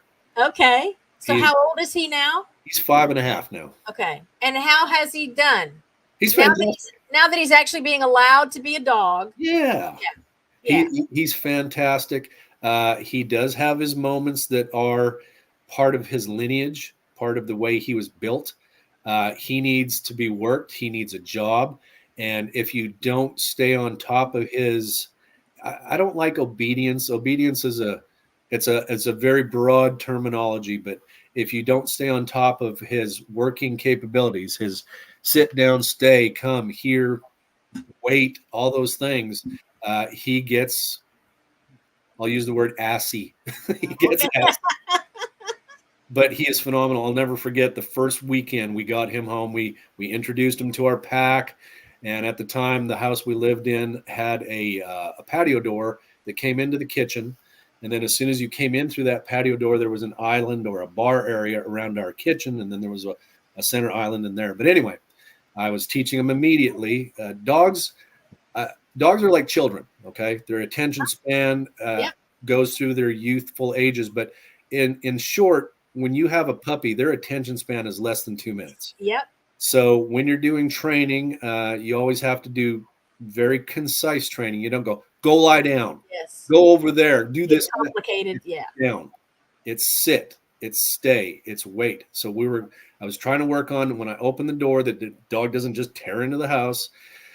And I didn't have him on a leash, but I had already been working in the yard with him on obedience for a couple of minutes, and he was doing really well. So I brought him to the patio door. I told him to sit. He sat. I told him to wait, and I opened the door, and he waited. Ellie, my wife, was on the other side of the bar inside the kitchen, and she's like, "Oh, he's doing really well." And she goes, "Here," and claps her hands. To tell you the type of dog this is, Chase didn't run in and go around the bar and come to her. He went vertical over the bar. 2 steps, jumped toward a bar that's like 46 inches tall and landed in her chest and knocked her down against the kitchen island. And she started screaming and she was like, "This crazy dog." And I was laughing and I was like, "I love this dog. I love this dog." What a lesson. He's intentional. You told him to come. He took the shortest route. That is crazy. My goodness. That's you mentioned something and it's a really good point. So neighbors we've had in the past or people that I run into, coworkers that aren't canine guys, a lot of people have pets, they get dogs, and they've always asked me, "Hey, can you come train my dog?" Or "I'm going to take him to PetSmart and I'm going to get him trained." Uh-huh. And it's my wife had to work on me because I'm kind of goofy sometimes, but I don't like to think of it as arrogance. I try really not to be arrogant about things, but I do have quite a bit of knowledge. I am not a trainer. I tell people that all the time. I'm a handler. There are people out there, like you've mentioned in the rescue, that we have some great trainers that are involved with our rescue. Wow, yes. And I don't want to name drop because I don't know if that's proper or not, but I really respect a couple of the trainers we have. But anyway, we had some really good friends when we lived in Arlington that they said, "Well, will you help us train our dogs?" I said, "Absolutely, I will help you." "Well, we're thinking of doing this and this and that." Well, we just never were able to get on a schedule. And a month or so went by, and they said, "Well, we took our dogs to PetSmart, and they're going to be ready in a week." And I'm like, "What?" "We took our dog to PetSmart, and they're going to train them for the week. They're going to be ready. They're going to be just like at the time it was Brando. They're going to be just like Brando." And of course, the arrogance in me was like, "Oh, really? Yeah, that whole week that you're going to send your dog to somebody else to train." People still do not understand the bond.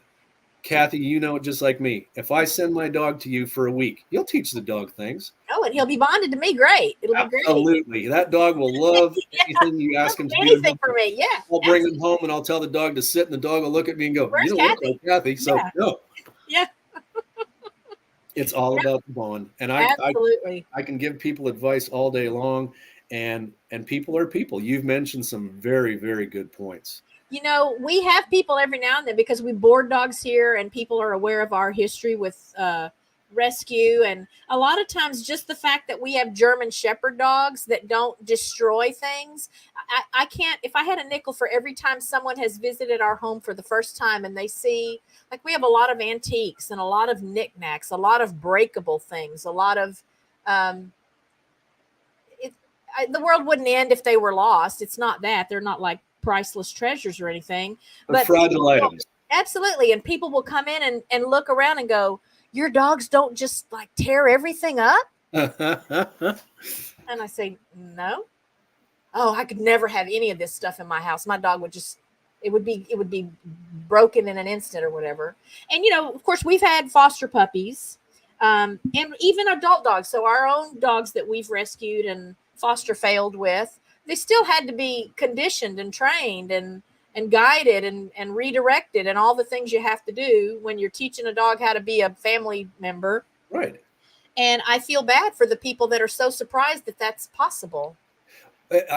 I see what you mean. And I do feel bad as well, because I don't think they're ever developing the bond or truly being able to appreciate what a dog can be. Well, the gratification for me, it is so gratifying for one or all of the dogs to do something that I know they're doing because they eat up the reaction it gets out of me. When they do it, and then I'm just so happy. They can tell I'm proud and I'm happy and I'm pleased and I'm satisfied and all the things it stirs up in me. And that's why they do it, because they just eat that up. And I mean, it doesn't keep me from being frustrated when they do something I don't want them to do, or, you know, they don't come right away when I call them, or whatever it is, some little thing.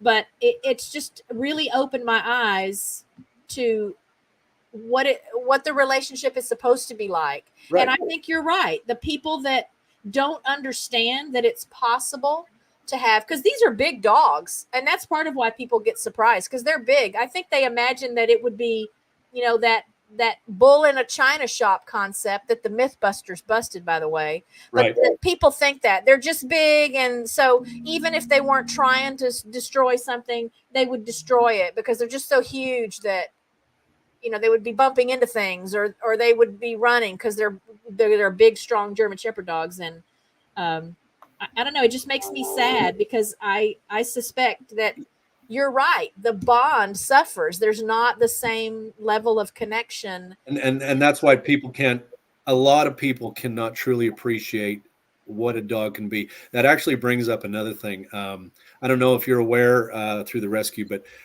Ellie and I actually have 2 dogs through Good Shepherd that are what they call sanctuary dogs. Are your followers familiar with a sanctuary dog is? I don't know if they are or not. I know every now and then I have talked about a sanctuary dog that we boarded here once so that her family could go on vacation. But that's been years ago, and so I don't even know that I've mentioned it on the channel in a long time. Do you want to tell the viewers? Do you want me to explain it? You explain it. Since you have sanctuary dogs, you can speak more firsthand about what that means for the family to have a sanctuary dog. Okay, and then remind me to come back to the point about the bond with a dog and being able to teach a dog something or learn something. So, for the people that don't know, sanctuary dogs, there are rescues that we try and get every dog we can. Every one of our fosters is deeply committed. People spend a lot of their own money and time and resources to take care of these dogs, to hopefully find them a better home. And that is always the end desire, is that we find homes for these dogs that were previously discarded. However, once in a while, we will end up with a dog that is either emotionally or physically disabled or some type of trauma in their lives where they just are not able to be adopted. Right. They have behavioral problems, they have health problems, or just disabilities that people just cannot handle. Right. And so rather than euthanize those dogs, because unfortunately, people are cruel. Okay. People don't understand. It's never a dog's fault when there's something wrong. It is always something that has happened to them because of people. Right. But as a result, my wife and I have now 2 dogs that are what we refer to as sanctuary dogs. That is when the rescue deems them unadoptable. And so they'll go to the fosters and sorry, golly, this is hard. Don't worry. You talk and not drink all the time. No, go ahead and take a sip. I made myself a little note on a electronic notepad here to bring us back around to the bond. Good deal. Okay. So what happens is they'll approach the fosters and they'll say, "Are you willing to keep the dogs?" We will give them what's called sanctuary dog status, which means they will stay with those fosters to the end of their natural life. Right. And the rescues are really good about it. Most rescues will continue to pay for vetting. Right. They'll assist with dog food and things like that. Right. So we have a dog that was turned into the shelter in Houston. The shelter staff there thought that he was at least 10 years old. His ears, and I don't want to start searching for pictures because it'll take me forever, but in real short, this will tell you, his ears were out to the side. His fur was matted. He had a skin irritation, which caused him to lose probably about 80% off the hair from the middle of his back to his tail. He was covered in feces and urine. He was missing most of his bottom teeth in between his lower canines. All 4 of his canines were blunted to almost stumps. And once we did get him vetted, the long part of that was they believe he was kept on a chain his entire life. And what's his name? I mean, I'm sure I would have seen him on your. His name is Klaus. And, okay. And it's because of Santa Claus. And I might be able to find a picture quickly, but I saw a picture of him one night, 2:00 in the morning. I was working and I had a break and I just started playing on Facebook. And one of the rescues had posted a picture of this dog. And it said that, he was on the euthanasia list for a couple of days and, he was going to be pulled and euthanized. And so at 2:00 in the morning, I can't remember exactly who I reached out to. I think it was the original posting person, which belonged to another rescue in Connecticut, of all places. And I sent an email or a personal message to that rescue. And by, I think it was 10 o'clock the next morning, that rescue had contacted somebody in Oklahoma. Somebody in Oklahoma had contacted somebody in Houston. They Wow. were able to pull the dog, get it into a temporary foster, take it into a temporary or like an emergency vet, get him vetted. And a week later, my wife got up at 4 o'clock in the morning and drove to Houston and got the dog. Is this That's him? Klaus. That is There's Klaus. Klaus. And Yep. if you look at him there, his ears are kind of a little bit out to the sides and stuff. Yeah. But you'll notice on his chest, he's got this little white tuft. Yeah.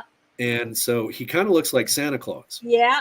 Well, if you could see Klaus now, what happened was he had such brutal infection. There you go. Yeah. He had such brutal infections in his ears and his ear canals. Our vet that we use has been in practice for over 20 years. He had to pack his ears 4 times to get that infection out. That dog now, yeah, that's him. That's Klaus Mouse. We call him Mouse. Uh-huh. He's probably 11, and he is living his life as a puppy. He is a giant puppy, but his ears stand straight. We've got his teeth cleaned and fixed and everything. And this is where it goes back to the bond. You know that saying, it's been a saying for a really long time, you cannot teach an old dog a new trick? Uh-huh. Is absolutely false. Yep. If a dog and a person have a bond, Yep. that dog will do anything. And Klaus is one of the most obedient and loving, wonderful dogs ever. Sweet. He is truly the poster child for a foster that understands that he's been saved. Yep. But he is magnificent, magnificent dog. Sweet. But I've always thought about that as probably my second round of canine training, where I was like, you can always teach an old dog a new trick because it's just training. It's one of the things that people ask me over the years, that, oh, that's a police dog, that's why he's so smart. No. Oh, he's a police dog, that's why he does this and this and that. No, it's because I spend 24 hours a day, 7 days a week, 365 days a year with that dog. Consistent dedication. Yeah, absolutely. And training. Yeah. Oh gosh, yeah. So now, did you guys have Jackson? We did. We did. Jackson actually was one of the rescues that came out of Florida. We got contacted during the Cowboys and Redskins game on Thanksgiving a number of years back by that lady in Coral Gables and said, he has mange and nobody wants him. And so my first question was, does he have the transmittable mange or does he have the Demodex? The demonics, is that it? Demodex. Demodex. There you go. Good job, Kathy. We've been through plenty of Demodex mange dogs in our foster career. Right. So I'd contacted or I'd called her back and I said, hey, well, find out which one tomorrow. And if need be, I'll come get him. So we got him. Now, unfortunately, that picture right there, that is not the mange. Jackson developed a brain tumor. That's what I remember about him. Yeah. So, there we go. There's another one. That's a young Chase. Oh, sure enough. Yep, that's a young Chase. Look at him. Oh my gosh, look at him. Beautiful dog. He's a magnificent dog. His play drive is off the charts. Yep. Oh, he will have a heart attack and still try and chase that ball. Yeah. But going back to Jackson, we ended up getting him into a study at Purdue University in Indiana, and through Facebook and through rescue and stuff like that, and through Purdue University, they were magnificent. Yeah. I stayed up there for a month with him trying to save him. Yeah. I think did y'all do like a GoFundMe or some kind of a fundraiser for him? Actually, yeah. And Okay. you know, I'm one of those people that just because of the way I'm built, I don't like asking for donations. But the rescue where we got him from, and that's Jackson. Yep. The rescue where we got him from, that lady is fantastic, and she had no problem with asking for donations. And so she rallied the troops. And I think his treatment ultimately cost. Yeah, go ahead.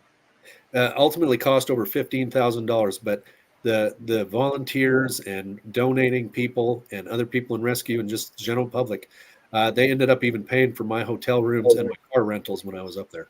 Yep. I'm saying that because I think that's how I first saw your name, the Oh, story okay. of Jackson, because the story of Jackson was, being shared among Yep. all of us rescue people.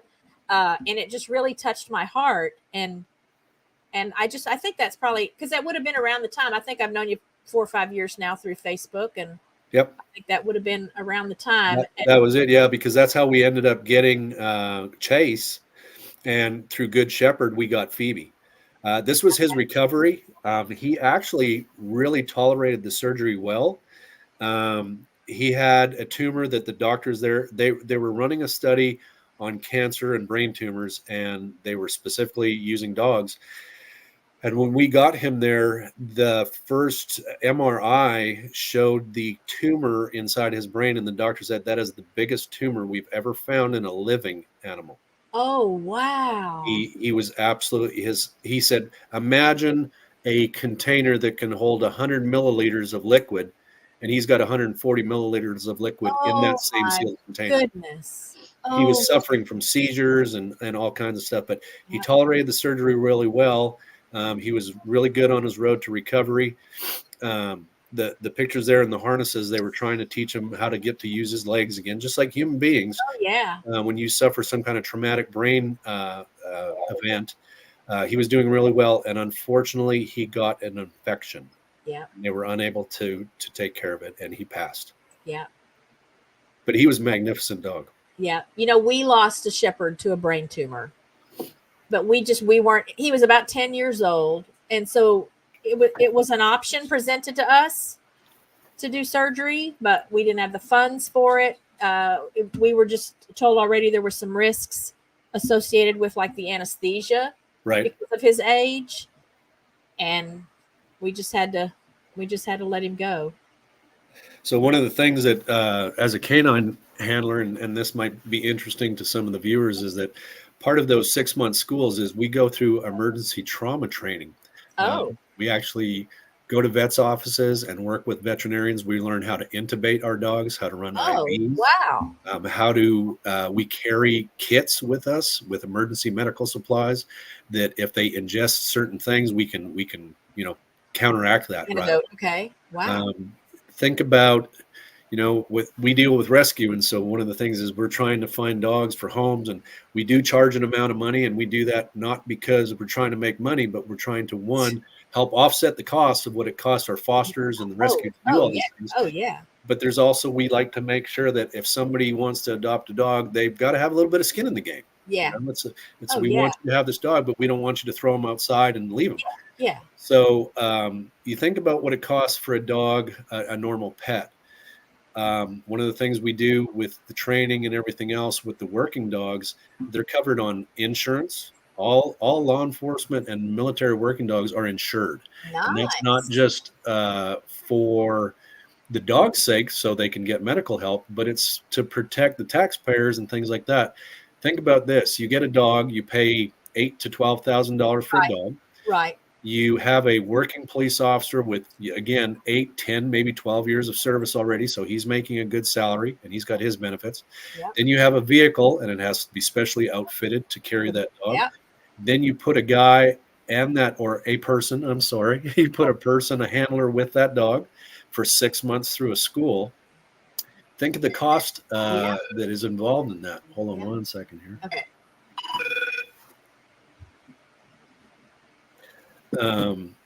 And so we carry insurance on the dogs, because if something happens to that dog, you're a year in and you're $120,000 at least out. Yeah. And so it's a horrible thing to consider, but we keep insurance. And it goes back to the medical thing. The reason we teach canine officers to take care of their dogs is because they are an investment. Yep. An investment for the agency that turns into the community, turns into the taxpayer. Again, professionally run canine units, these are all elements of that. Yep. It goes back to why you select a very good person as a canine handler. How many times have we read in the news about a canine handler from such and such has left his dog in the car and the dog overheated and passed? Oh, yeah. The irresponsibility of that is it's the same level to me, and I know people may take issue with it, but it's the same level of irresponsibility as a human being who leaves their infant in a Kid. Yep, absolutely. So I don't think I showed this picture yet. I no, think that was Brando when he was Brando. when he was a baby. Yep. I'm digging Brando, that's for sure. He was a super cool dog. He was a little dog. That was that state narcotics task force, the unit that I drove at the time. He was a lot of fun to work. So Jake, when we got Jake and we first worked him, when we did that initial evaluation, I'll never forget. We had been told that he was barely suitable. And of course, I took great offense to that because, well, golly, this is an awesome dog. And they said he was a good narcotics dog, but he was not a good tracking and man work dog. And Jake didn't come through a great breeding process. He was actually a rescue. The first time they got a dog, he was a rescue. And one agency that I actually trained with at the very, very beginning when Jake just started working, they had actually called our agency and talked to our command staff and said, "Hey, we've been doing this canine for a long time, and that's a good guy, and he's a young guy and everything, and that's great. But that he's not suitable. He's a nice dog, but he's not suitable." A year and a half later, we went to United States Police Canine Association, USPCA, competition in Boulder, Colorado. I've been watching those on YouTube. Yeah. That agency from the Dallas-Fort Worth Metroplex sent 6 of their dogs, and they were good dogs, and they were good handlers. Jake and I beat every one of those dogs. Oh, wow. I wonder if that one is on YouTube. I doubt it. Okay. I don't know how far back. I do remember, though, the head trainer from that agency came to me and he said, "So you get yourself another dog. He looks a lot like that first one. This is the same dog." No, it isn't. That's a different dog. That's a long-haired shepherd. That's a different dog. That's the best way to show them. Yeah. No, we went to that other agency and went trained under them. And that's the same dog. And he's like, "That's awesome. I'll be darned." That's awesome. But anyway, so Jake was big dog, and he was barely suitable. Well, when we got Brando and we took him out for that evaluation, 7 months later, the first month that I was in training with Brando, that dog bit me. I don't know how many times. And I'm not talking love bites. And the head trainer came to me one day because I was getting frustrated. And that's when I really learned that bonding thing is he said, "You were used to working Jake, and he was a really nice dog. He was pretty passive. And he didn't know too much." He goes, "This dog, that's the real deal. That's from Holland. That is one of those LAPD Dutch dogs." He goes, "That dog's smarter than you, and you're frustrating that dog. He's just letting you know to stop doing things." That's awesome. So that was literally, again, learning the way a dog's mind works. And I had to take myself out of the equation. I had to stop thinking that I knew what was best and started to learn how to read the dog. Yep. It's one of the things that, again, in canine work, I would say that the majority of teams, when they're finished their first 6 months, until they're on the street for about another 9 to 12 months, are not as effective as they ultimately become. Because if it's a first-time handler, they're still learning those things. Right. Until you become in tune with your animal. Right. And it doesn't matter if it's a working dog or your family pet. Right. Until you become in tune with what makes that dog tick and how to deal with it, you're not going to be effective together. Yeah. So it's a real come bring us back around then to the bond. Just the bond. And there is, every dog has its own personality. It is a lot like a person. You cannot treat any dog the exact same way. I know you know this because you see fosters that you bring in, your boarding dogs, you have your own dogs. Does not every dog have their own personality? Absolutely. Just like a person. You've got your quiet ones, you've got your loud ones, you've got your energetic ones, you've got your ones that just want to chill out and sleep. Yeah, absolutely. And so if you can get in tune with that dog, it's just like when you meet a brand new person, okay? When you meet a brand new person, if you are just truly yourself and you're honest and you're straightforward and everything, and that person is the same to you, people will bond or mesh a lot faster. It is the same thing with a dog developing that bond. Be yourself, be honest. Understand that dogs do not, we'll take it back to the compulsion versus reward-based training. Jake, okay, was a reward-based training dog. He was not what we call a hard dog. Brando was a hard dog. Brando didn't understand. Come on, buddy, don't do that no more. Brando had to have some elements of compulsion training in his repertoire. Okay, so I have fosters. Ellie and I, we're nowhere near your level, but we've probably had 16 or 17 fosters. And one of the things that it takes you is that you've heard this, and I don't know if you've ever discussed this, but 3 days, 3 weeks, 3 months. Yep. And in those first 3 days, like when I became a supervisor at my workplace, I used canine mentality with the new people that I was being responsible for. What I did is I watched them. And I seen how they reacted to things. And then I developed a plan, just like I do with every dog that comes into my purview. I figure out what makes that dog tick. I watch that dog operate. And then I decide how I'm going to do whatever to make sure I bond correctly with that dog. Once you establish a bond, old dog, new trick, absolutely. Yep. Potty training a dog, teaching a dog basic obedience, sit down, stay. If you know what makes the dog tick and you have the bond there, the dog knows you, it trusts you, it loves you, that dog will turn around and want to do things for you. And that's where you go. Yep. For those that may not know what Kevin is referencing, in the rescue foster world, this is what kind of is a make it or break it for or adopting a dog. So not just bringing in a foster dog, because some foster dogs aren't here longer than 3 days or 3 weeks. But anytime a dog gets put into a new environment, these are sort of the rules of 3 that apply so that you can have the best chance at a positive connection and a positive outcome for them. It takes 3 days just for the dog to decompress. A lot of times, I know for fosters too, we don't even know what their story was. They were picked up off the street or they were dumped at the shelter. Maybe there is or isn't an injury of some kind. Maybe there is or isn't a behavior issue that's been identified. And you can't even assess. You don't even know what their personality is because they're in an environment that's just not, it's not a happy one. It's not a positive one, and it's a new one. So it takes them 3 days just to decompress from the emotional parts of whatever it is they've been through and being in a new place. And then it takes them 3 weeks just by observing and being in their new environment to figure out how things work. When do things happen? Where does this go? Where do I go? You know, who is this person? And then another 3 months before they actually feel at home, before they actually start to feel like, oh, this is my family. I'm safe here. I can expect, to be fed and brushed and, whatever. And so many people don't know about this, or if they do, they disregard it and they throw in the towel when the dog is not, the perfect dog in the first 2 days that they get them. We've unfortunately, shelters and things like that, they're doing their very best. But unfortunately, people, when it comes back to people again, they have unreasonable expectations. And absolutely, people will go and adopt a dog based on a dog's looks. I mean, that's just the way human beings, your id, your eye, people just have certain things that they do, and they may not intentionally do it.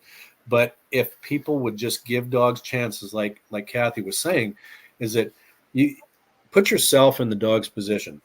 Say it was loose on the streets 2 weeks ago. It was looking for food. It was just trying to basic survival instincts. So they are 100% self-motivated. They don't trust anybody or anything. Fight or flight all the time. Then they're captured. They're stuck into a crate. There's hundreds of dogs barking and screaming and howling. They may be getting fed. They may be safe, but in their mind, they're terrified. It's chaos. Now they're not in control of their destiny, and they can't run anymore.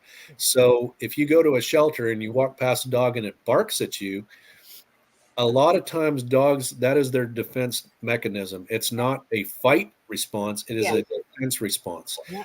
Fight or flight is what it's called. Yeah. And so just because a dog barks at you, don't just walk by. If there's something about that dog that makes you interested, spend a couple of minutes. Don't intrude on the dog's space. Don't stick your hand in there. One of the things that I talk to people all the time about, because we do a lot of socialization with our fosters, and we still do it on a regular basis with even our dogs. Like Chase, that dog still goes with me to Home Depot occasionally because he just needs to get out and be socialized. And people always want to pet him, and I don't mind. But I always ask people, don't put your hand over their head to pet them on top of the head. Yep. They don't know you. Yep. They don't trust you. And to a dog, imagine me coming up to Kathy and her sitting down, and the first thing I do is reach for her forehead. Yeah. It's exactly is what they're going to do. And then when the dog does that and people go, oh, he's not friendly. Oh, he's the friendliest dog ever, but he doesn't know smart you. enough to know that he doesn't know who you are and what you're about to do. Yeah. Exactly. So when it comes back to, if you're going to rescue a dog or you're going to a shelter to select a dog or something like that, give that dog a chance to approach you. If the dog barks, stand there. Just don't do anything. You're not a threat. Yeah. Right. You're not a threat. Don't present a threat. If you truly want to give the dog a chance, he may be barking. Try sitting down in front of him. Yep. Don't reach out for the screen or anything. Yep. And what you really want to see is maybe the dog will retreat into that cage. But if and this is just a thing, I've done a bunch of rescues from shelters. If that dog walks away but then comes back slowly and starts looking at you and studying you, you got something there. That is the beginning of a bond, and it can take as little as 30 seconds. Yeah. The faster that dog comes to see you, the more encouraging that bond is the fact that bond is going to be there. And you talk about a heartwarming experience. Oh, absolutely. When I've been the one to go pull the dogs from the shelter for the rescue and go through that process and just give them a little time and see what happens. And then when it clicks for them that this lady is here for me, this lady wants me, this lady is going to help me, this lady's taking me with her. I'm getting goosebumps thinking about that. It is just a very unbelievably heartwarming and gratifying experience, because I wholeheartedly believe they know, they understand who you are and what you're doing. Even if in the beginning, they stayed as far away from you in their little kennel as possible, or barked at you when you first approached. It's such an amazing feeling to kind of win them over, at least enough that then they'll walk out with you and be willing to explore whatever it is you're going to show them. It's part of dog psychology that so one of the things that is just the most amazing to me, and you just nailed it there. If I can gain a human's trust, I'm sad to say, but it is the way that we're built. I can lie to you. I can tell you stories about me that are not true, and I can con you into liking me, and none of it is true. A dog does not possess those capabilities. A dog is just as true and pure a creation as there is. And dogs and horses too, you must know this one, Kathy, are highly intelligent and highly intuitive. And connected. Absolutely. Emotionally connected. A dog, we used to have a handler from an agency in the metro area in North Texas that he would tell us all the time, and he was a nice guy. He was a neat guy. He was a very kind of a SWAT kind of guy. I think your law enforcement viewers will understand what I'm talking about. A SWAT type of guy. He was a cool guy, and he was in shape, and he would always tell us he's the nicest guy, and he loves working a dog, and he doesn't want a vicious dog. He would take his dog out of the car, and he was literally an alligator on a leash. That dog hated everybody and nothing but to bite people. I'll never forget one day standing with the head trainer, and the head trainer called the officer on it. He said, "You're a liar, but I know you're a liar because your dog tells me who you are." Wow. The dog will be a reflection of its handler. Yeah. And it stopped everybody in their tracks. And that guy only worked that dog for another 2 months because that head trainer contacted his agency and said, "You got the wrong guy. Yeah. The dog's good, but you got the wrong guy, and you're going to have a problem one of these days. You're going to have a bad bite because that guy is the wrong type of police officer." Yeah. It's kind of ironic. I know we talked about coming on the show and talking about law enforcement, and we've got 100% on dogs, which I told you would happen. I know. I told you, Kathy. I know. Y'all, when I said to him, I hope you'll talk with us at least a little bit about canines. And he said, oh, I can talk all day about canines. Because they're amazing. The dogs are amazing. But getting back to law enforcement, I remembered this. I've thought about it for the last 2 weeks that I wanted to make a statement. Law enforcement is very, very much understood. Most people's, and actually I had a conversation with another supervisor in my agency last night about this. Law enforcement is highly misunderstood because the majority, I'd say 98.5% of the general public, their only interaction with law enforcement is a traffic stop. When something goes bad. Yeah. Right. Yeah. And a traffic stop. And so they don't understand us. We are misinterpreted. And unfortunately, especially in this current society, Social media age. well, it's not just that, but social media has created a problem. But law enforcement ourselves, we are somewhat responsible because it is so difficult to hire police officers nowadays. They're not loved by the general public. A true servant, okay, and that's what police officers are. They're like EMS people. They're like firefighters. We're never going to make $1 million. We're never going to be famous. If you have to hire police officers, unfortunately, sometimes those standards get reduced. Yeah. And I will make this statement, and you will hear it from any true law enforcement person and any public servant. There's nobody that hates a bad police officer more than a good police officer. Wow. If you think the general public doesn't like it, Wow. imagine how we feel because of social media and things like that. When I started in 1988, social media wasn't around. If somebody in New York did something stupid and hurt somebody or violated their rights, nobody knew about that.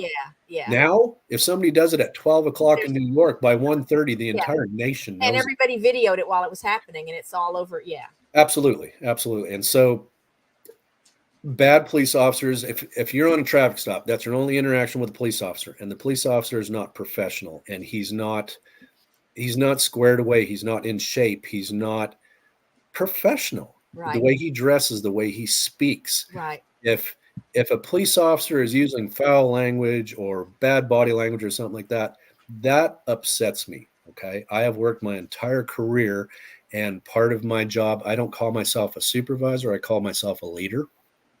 My job is to make sure that I teach people to be the best they can be and to make sure they remember that their job is a servant of the public. Okay. Nice. We are there to protect the peace. We're not there to write tickets to gain monetary for the cities or anything like that. That's a common misconception. Right. But if a police officer is out there and he takes a lot of pride in, oh, I wrote 15 tickets today. Yeah. Well, good for you. Yes. What did you serve the community? How did you help somebody today? Yeah. Now, if you have a complaint on 1st Street and 2nd Avenue that cars are speeding down there all the time and it's reckless and people, if law enforcement says, hey, you know what, we're going to put a couple of units out there for a week, we're going to slow down that speeding. That is good public safety. That is what we're supposed to do. But if you park 5 units out on the street with the idea of revenue increasing, that is bad. And it is totally against the public's good interest. Yeah. And I think there are a lot of very professional law enforcement agencies nowadays in very tight positions where they're being forced to make decisions where they're hiring people that they normally would not have hired. And it becomes incumbent upon the experienced officers in that agency. Here we go. We'll make another analogy that people look at me and raise their eyebrows sometimes when I go, like with a dog, I can teach a bad dog to be a good dog. Yeah. So if we get some police officers that are not really exactly what we want, I can teach them to be a good dog. But law enforcement is very much understood nowadays. The majority of the police officers that are out there serving are doing it for the right idea. They are educated. They go through an amount of training that most people, I know you in the dental field because my wife was in that field.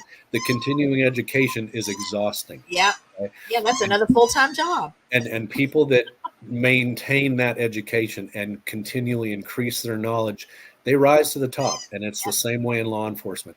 If you have dedicated police officers, they're always continuing their education. They're sharpening their skills on how to deal with the public.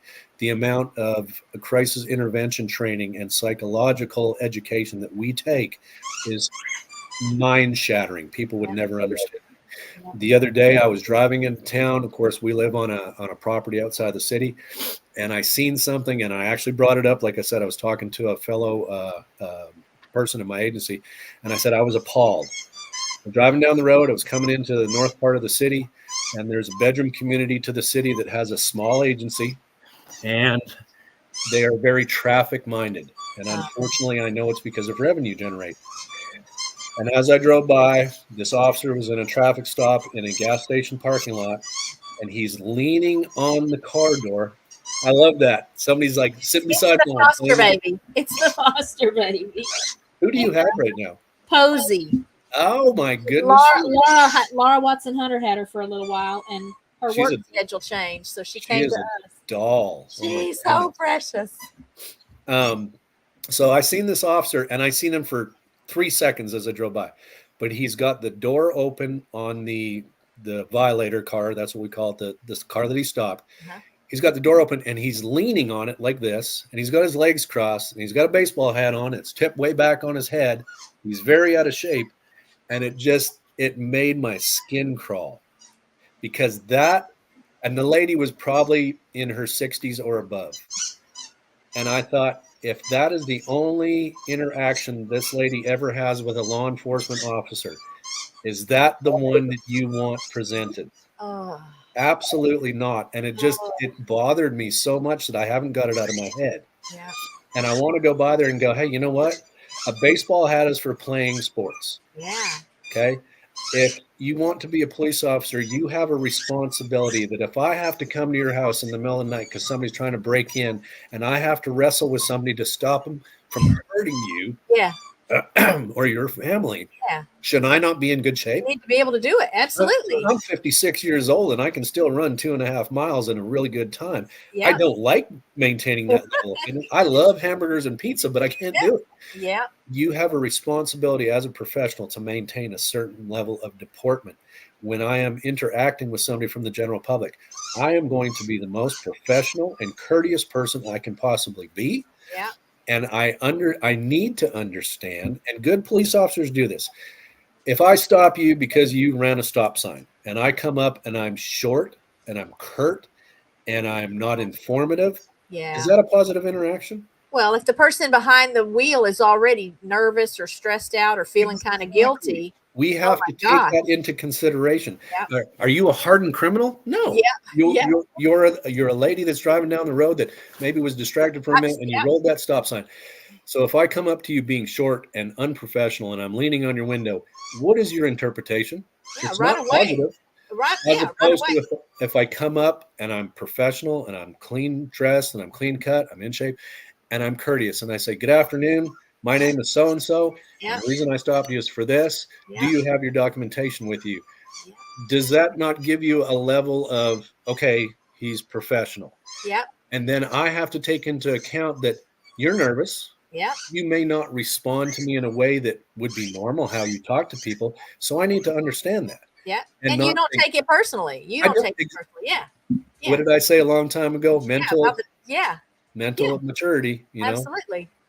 So I have to, as a professional, take that into account. This is a really nice lady. She's a normal person. She's not doing anything wrong. She's acting a little weird. Well, it's probably because she hasn't talked to a police officer in a long time, you know? So I take that into consideration. Well, do you have your phone number? I need that for the citation. And you're like, instead of just saying that, if I say, we need that in case we need to contact you, then that explains it. Yeah, okay. And then you feel more confident about that. But again, that entire encounter is based upon the police officer being professional, being educated, taking into account who he's dealing with. It's the same thing as when somebody becomes verbally abusive to us. Okay. Is it personal? No, it's a situation they don't want to be in and they're upset, but it doesn't mean that's a bad person. Right. And then give the person the opportunity to correct that. I don't know how many times in my career I've stopped a conversation. I said, hey, can we stop for a second? I understand you're upset. You're using foul language, you're cussing, things like that. Have I done that to you? No. This is a professional encounter. And I say that. This is a professional encounter. I have no bias or judgment on you one way or another. This is just a business transaction. If you continue in this fashion, it probably won't go well. Oh. But I'm being nothing but courteous, and I would appreciate if you would return that. And I will honestly say, in all my years, 80% of the time that diffuses things, and that is being professional. And I'm not touting myself as I'm better than anybody else, but that is what professional police officers do. And there's a whole lot more of those out there than everybody will ever imagine. Yeah, I cannot tell you how many YouTube videos I've been watching lately, kind of in preparation for doing this series, where it's almost funny how quickly a traffic stop turns into somebody committing a felony. Absolutely. Just because they can't step outside themselves. Well, either that or they're on something. Like half these people are hopped up on something, but the other half of them, they take it personally right away, and then they get combative and abusive and difficult, and then it just really turns ugly fast. And I'm thinking, and a lot of times in these videos, then the officer will say, I was just pulling you over because your taillight is out. Right. I just needed to let you know, I was just going to give you a warning because your taillight is out. And instead, the minute he gets to the window, they're already cussing and threatening and refusing to give their names. And so when we started first carrying body cameras, there was a lot of the older folks that weren't a fan of it. And I was one of the officers that was initially sent to the schools to know how to use them and then bring that back to the department and help educate the other officers. And I had a lot of guys saying, oh, it's Big Brother. It's Big Brother. And I don't want anybody watching me. But I seen the brilliance in the program. Number one, okay, if you are a professional police officer and you're doing nothing wrong, that is nothing but validation. Protection for you. Oh, I my stop God. Kathy and she's upset and she's yelling at me. Maybe she's had a bad day. I don't know. But if I treat her with respect and everything, and yet she still feels that she's going to call the agency and file a complaint. When I'm standing there talking to her and she's screaming at me and using all this foul language and everything, I don't need to react adversely. I continue to do my job. And when I get called by my agency and say, hey, come on in here, we got a complaint, I hand over the body camera and I'm instantaneously, so much protection. Yeah, absolutely. And so I sold that to the officers and I said, and then the second thing is intense situations. And I was the same when I was younger. There were situations that developed that, it got my pulse running. Okay. And so people don't remember details as well when they're under adrenaline or stress or things like that. So a body camera is the ultimate evidentiary tool. Oh, absolutely. There is no question about how things went down. Even a voice recording versus a video. If we were having this thing right now and you didn't have my camera, I don't have a lot of interaction with you still, but you can see my facial expressions somewhat.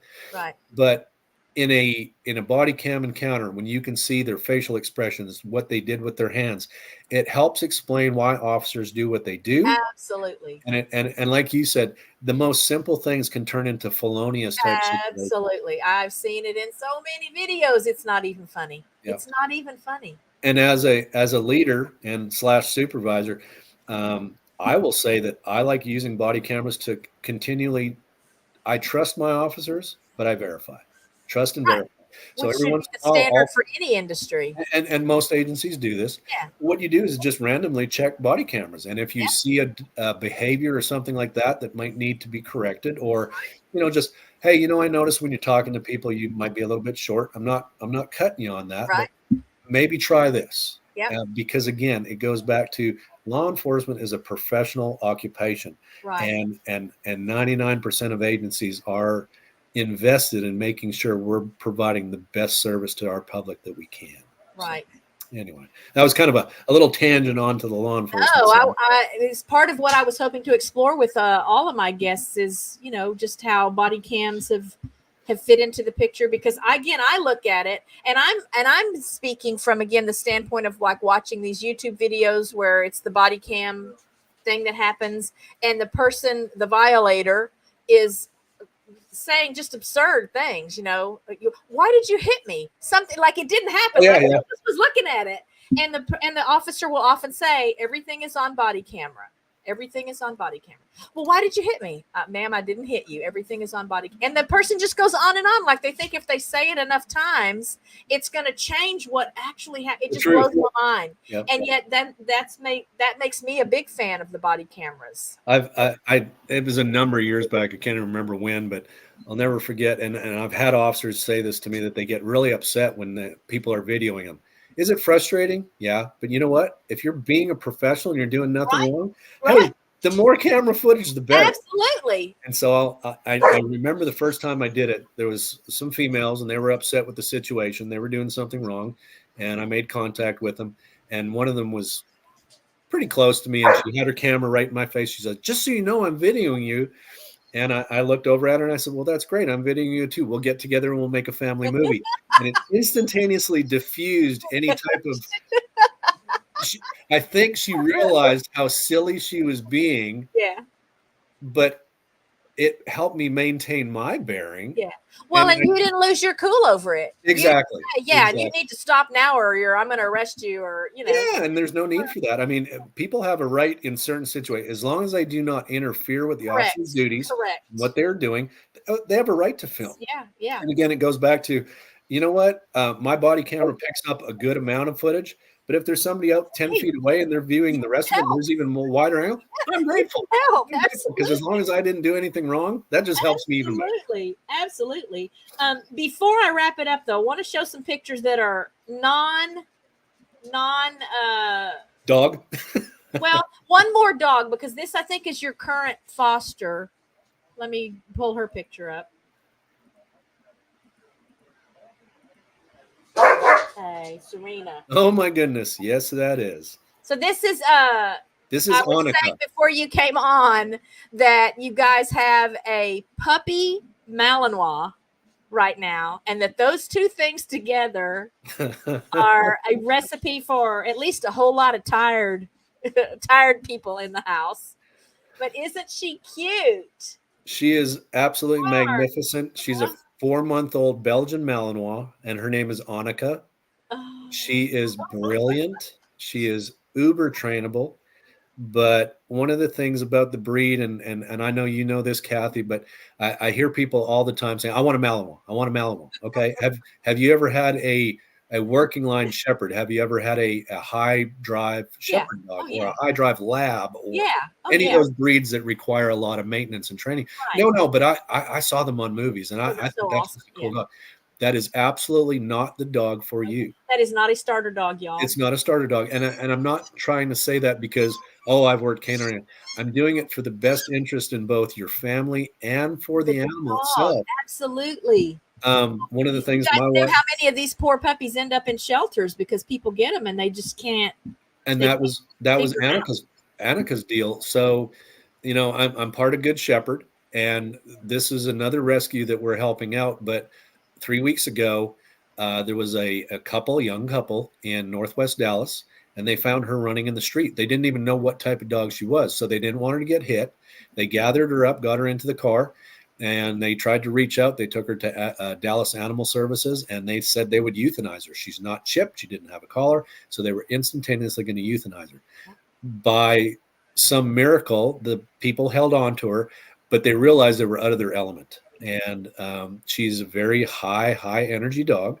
They never had a dog at all. Oh, no. And so they reached out, and just rescue person to rescue person, sharing as they do every day, 24 hours a day. I saw the dog, and nobody was stepping up. And we have a full house. We really do.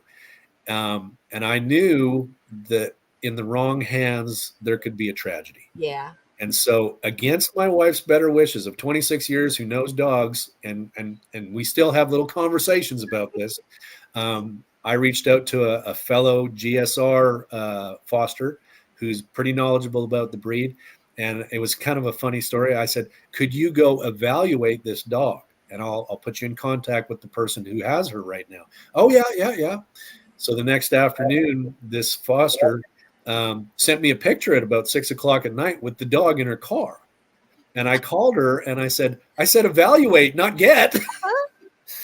So I ended up having to drive to Dallas and pick up Annika.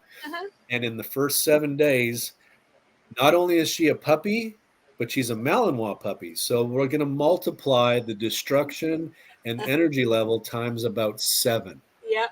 Now, we are a very canine friendly house and everything else, but she's gone through about $1,200 worth of things in a week. Holy. But she is sweet and she is Oh. all uber trainable. Yeah. I She's taught just her young. Yeah. I taught her to retrieve, come back, sit, and out in less than 3 minutes. Yep. And she does it without Yep. favor now. Oh, they're brilliant dogs. So. Sit down. We're still working on stay because she's just got so much ants in her pants that she can't stay for longer than 10 seconds. Yeah. But her trainability is phenomenal. And we're going to find her a sport family, somebody that's going to utilize her to the best of her abilities, that they're going to, excuse me one second. Okay. Yeah. Give her lots of places to run, lots of opportunities to move her body and hiking and biking and absolutely. When finding we did things and when we brought her home, or I brought her home, of course we have our pool and we have it gated off for the dogs because we don't want any accidents or anything like that. And plus, when the dogs swim in the pool, they fill up the pool filters with dog hair, which is just kind of extra maintenance. Right.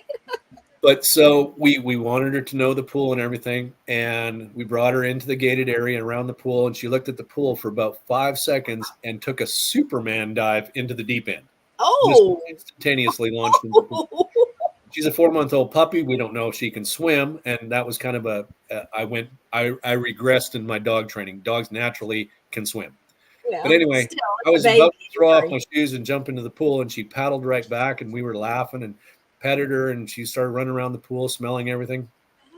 And my wife walked into the shallow end just to see the temperature in the pool. She had some shorts and flip-flops, so she took them off. And here comes Annika around the side, and she looks at my wife and dun, dun, dun, dun, back into the pool and everything. Well, okay, she's a water dog. There we go. She's a water dog. Sweet. Oh, how sweet. She's a magnificent dog, and we're working with the American Belgian Malinois Rescue, ABMR. Sweet. And we're going to find her a good family. All right, and now. So oh my goodness! Here we go. Tell us where you are. Tell us which of the horses this is. So this is the Cowboy Church in Ellis County. Okay. Is the church where my wife and I were part of the congregation until we moved, and that is my roping horse. He was a head horse, and his name is Five. Okay. And so the story on that horse. Remember, I told you we started going to that church. And and somebody tricked you into getting a horse? Yeah, it wasn't even a trick. It was just it was funny. So the pastor talked to me one Sunday and said, I've heard you used to rodeo. Yes, when I was a young man, I did. Have you ever thought about team roping? And I said, that's expensive. That's trucks, trailers, horses, saddles, blah, blah, blah, blah, blah. And he said, well, you should come out on Monday nights in the evening. We have an arena church. And then we do some team roping. And I said, yeah, I don't know any of that stuff. I was I rode saddle bronc horses. And so he said, well, just come out. So a week or two came along and I went out and had some fun. I enjoyed the service. It was short and it was just country people. And I like that. I like that lifestyle. It's a nice, quiet lifestyle. People are very honest and very true. So for the next couple of months, I started going out there on Monday evenings. And of course, I made some new acquaintances. And there was one gentleman that talked to me all the time. And his wife was always out there and talked to my wife. And the guy said, well, here, there's a roping dummy, which is just a stationary plastic thing that looks like a steer. And they said, you can throw some ropes. You can learn how to rope. And I said, I don't know how to rope. And I don't have a rope. So one of the guys goes, here's a rope. This is yours. Well, that was nice of you. Thank you. And then I see all these like 8 and 10-year-old little kids, boys and girls out there roping the fire out of this dummy. And I couldn't hit my foot from a foot away. So I started playing along with it. And again, it's a church. The kids are fantastic. I love kids. They're so much fun to be around. They're so full of energy and promise. And so all these little kids were actually teaching me how to rope. Sweet. Well, that one fella that we were talking with all the time and everything, he started telling me, he says, you got to get a horse. You've got to get a horse. You've got to get a horse. I said, man, we live in town and we have like 1 acre and we have dogs and, all this other stuff. And it's passed me by. It's not that point in my life. Oh man, you got to get a horse. You got to get a horse. And this was the 3rd time that I actually had something ready to say. I was coming home from work one night. I'd stopped to get fuel in my government car. And I was at the gas pumps and this fella, his name is Gary. And Gary called me and he said, hey, what are you doing? I said, I'm on my way back home from the office. I work today and I'm just getting gas. And he said, what are you doing tomorrow night? I said, I don't know why. He said, "Are you busy around 7 o'clock?" And I'm like, "I don't know why." And he says, "Well, because," and it's the pastor. He said, "Well, because Chris and I bought you a horse." And I said, "I am not a 13-year-old girl and I don't need Flicka. What are you talking about?" And he goes, "I'll pick you up at 6 tomorrow. Oh See you my, then."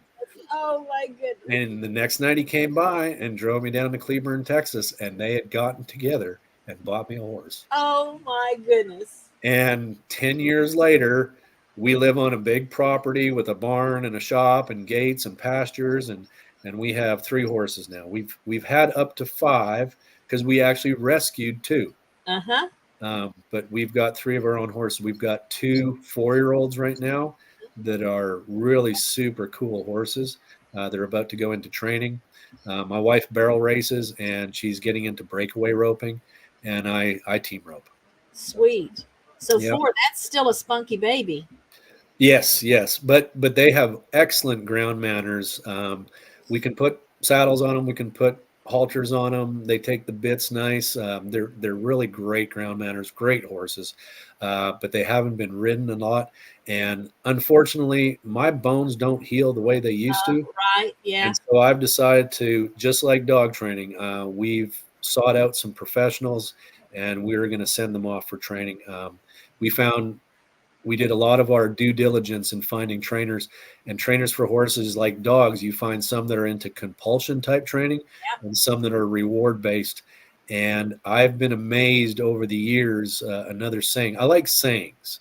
Old sayings typically become old sayings because they have truth to them. Mhm. But one of the things that I have found in my professional and personal life is the saying that the outside of a horse is good for the inside of a man. And so my wife and I are deeply involved in the equestrian type sports. Now, tell me about this picture, because to me, this is a painting waiting to happen. Yeah. About 8 years ago, my wife and I wanted to go to a true working cattle ranch. You hear about the dude ranch things and stuff like that. It doesn't appeal to us. I don't want to go to a horse and use a ladder to get onto it and ride around in a circle with a whole bunch of other people. Uh-huh. Excuse me 1 second. Okay. And so I wanted to find a place where they actually did real working cowboy stuff. It was when I first got 5, and I was really deeply into it, and I wanted to learn. I was what they call a rough stock cowboy. So we didn't ride horses. We rodeoed on horses. They were trying to buck us off. We were trying to stay on. Horsemanship is a whole different set of skills. And so Yeah. like dog training, I wanted to immerse myself and I wanted to learn. So we ended up finding a place up north, and we've actually remained friends with the people that run this ranch. Their son is actually going to the National Finals Rodeo again this year. Oh, wow. This will be his 2nd year. Wow. But anyway, we were 3 days in to being at this ranch, and I had actually hurt myself the 2nd day because I wasn't much of a cowboy, and I didn't know how to ride a horse. And Cole, I'll just say his first name, Cole, had to run into the next biggest city and get some supplies for the ranch. And so he said, "Well, why don't you just come with me today and take a day off on the horses?" So while we were driving, one of his neighbors had called him and said, "Hey, how many guests do you have at the ranch that can actually cowboy?" And I'm listening to this conversation, and Cole said, "Well, out of 10 guests, we have probably about 4. And he said, "Well, we really need some help tomorrow. The U.S. government has allowed us to free range about 2,000 head of cattle onto a Federal Reserve land." And he said, we need some help. And so one of the things I learned about those people in Wyoming is that they are, I don't know, just, it's like they're in the 1800s. They, how do you say it? They still do everything that they did back then the same way. Wow. And so Cole, he'd finished the conversation. He looked over at me and he goes, "You feel like working for a living?" I was like, "What does this entail?" And he said, "Well, which horse did we assign you to ride?" And I said, blah, blah, blah. And he goes, "Oh, okay." He goes, you're a computer guy? And I said, "Not really." And he goes, "Do you know what version 1, version 2, version 3 is?" And I said, "Yeah." And he goes, "You're riding version 1. He says, "I'm going to put you on version 5. And basically the horse knows what he's doing. You just got to sit on him and do what I tell you to do." So at 3:30 in the morning, we were on vacation. At 3:30 in the morning, we learned what it was like to truly be Yeah, I was alone. gonna say you got your wish. And Yeah. so that is a picture of, I think that was about 5:30 or 6 o'clock in the morning when we started out pushing cattle about 50 miles. Well, again, I just think that's a painting waiting to happen. Yeah, it's a And then memory. I'm guessing this is you teaching somewhere. This is me. One of the things that, with my years of service now, I feel it's a blessing that I have amassed enough knowledge. And like I said before, I don't like to think of myself as a supervisor. I prefer to be called a leader. I refer to myself as a leader. And so, one of my great pleasures in my current position is I am able to pass along my knowledge to other officers. And so, this is just a seminar that I was putting on in Dallas. Nice. And then I'm gonna close our interview when I can pull it up of you and Ellie. So this is Kevin's wife Ellie, and I think maybe I knew Ellie on Facebook before I knew you. That's probably right. She's the better of the two. She's the more personable one. Oh my goodness! Look at that terrible picture. You're only saying that because of those cowboy jerseys. Absolutely, absolutely. Dream killers of the century. I just think you have the most beautiful wife. And part of why I think she's beautiful is obviously I haven't met her in person, but what I know of her through the rescue and through Facebook and is that she's genuinely a beautiful person. I mean, aside from the looks, She's a just a phenomenal beautiful lady person. She loves people. with She a loves huge heart. animals. She's, Yes. she's very genuine. She's very intelligent, and she just has the biggest heart. And she has obviously stuck with you through what a lot of people might not be able to handle as far as a career. I don't know if I could do it. Well, one of the things, a good friend of mine recently retired 2 weeks ago after 35 years of service. and for many, many years, kind of like dog training and law enforcement in general, it wasn't really until the 80s when people started appreciating the fact that, okay, if your husband or wife works in law enforcement, they give all this credit and adulation to the people that served these 35 years, and they forget about the family. I mean, so when I was on patrol and I worked canine, we had call outs, and I currently work in narcotics, and we get called out at all hours, and we leave our families. Sometimes it's for days. I can't say where I work. Because of my current position, I can be deployed anywhere in the state. And sometimes that's for 2 days. Sometimes that's for a week. Sometimes that's for 4 weeks. Wow. When Hurricane Katrina hit Louisiana and New Orleans, I was gone for 2 months. Wow. We get sent all over the place. And so one of the things that I thought was really cool, by the way, if you can hear that in the background, that's Annika. Okay. She's got a good bark already. She does have a good bark. She will let you know when she needs it. But they were really great at Scott's retirement in that both the agency and the Police Officers Association for that city, and it's a good sized city, not only did they, talk about Scott and his entire career, but they talked about his wife. And it was phenomenal. Nice. Yeah. Again, I don't think I would be cut out for that. The little I know about it, I'm going to be learning as I do these interviews. And my objective, I'll just share with you. I think I already told you this, but I want to humanize police officers. I want people to understand and appreciate that they are people just like the public they serve, that they have their good days, they have their bad days, and they have lives outside of being police officers. Absolutely. I just don't know if people, maybe that oversimplifies it, but I'm afraid a lot of times people don't understand that you have a family, you have your own pets, you have your own hobbies, you have your church, you have your, your property. Yeah, you're a real person, and it's just your job. You're doing your job when you're out, patrolling or for canine. The first 5 years that I was working, Ellie and I had been together for a while, and we were married, and you can't always go explain one of the things that I've learned over my career. When you're a young police officer, a lot of times you go home and you tell your spouse and your family about the things you dealt What with, happened? or Yeah. you go out into social settings and you tell stories about what you've seen or heard. And I learned a long time ago that most people, they don't have a way to relate to that. And Right. so we can come off wrong. Right. We can come off as cold or things like that. And those are situations where, as a police officer, you need to develop a lack of a better term, is a thick skin. And it's not because we don't care, it's because we do.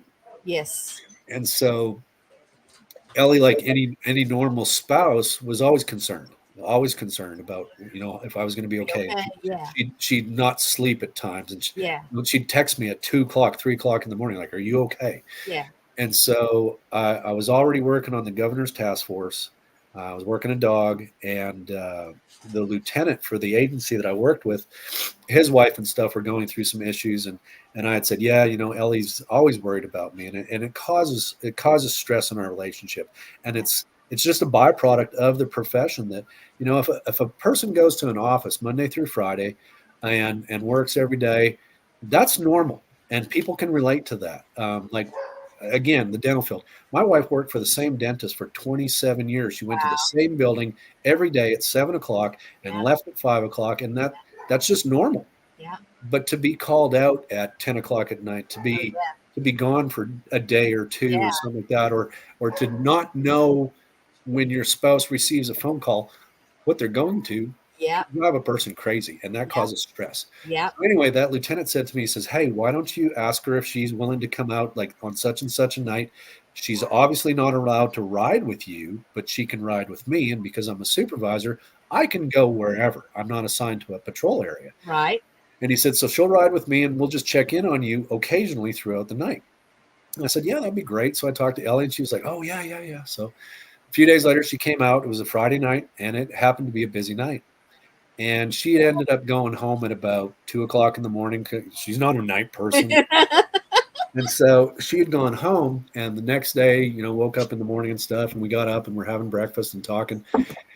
And she had this calm about her. And I was like, "So how was your night?" And she goes, "It was really good." And I was expecting, I guess, a different response, like, "Oh, it was really neat," or something like that.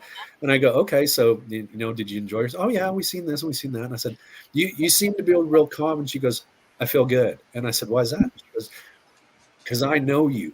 And she goes, "You're funny, and you like to talk, and you like to joke around and stuff like that." And she goes, "I've always been worried about somebody taking advantage of you, or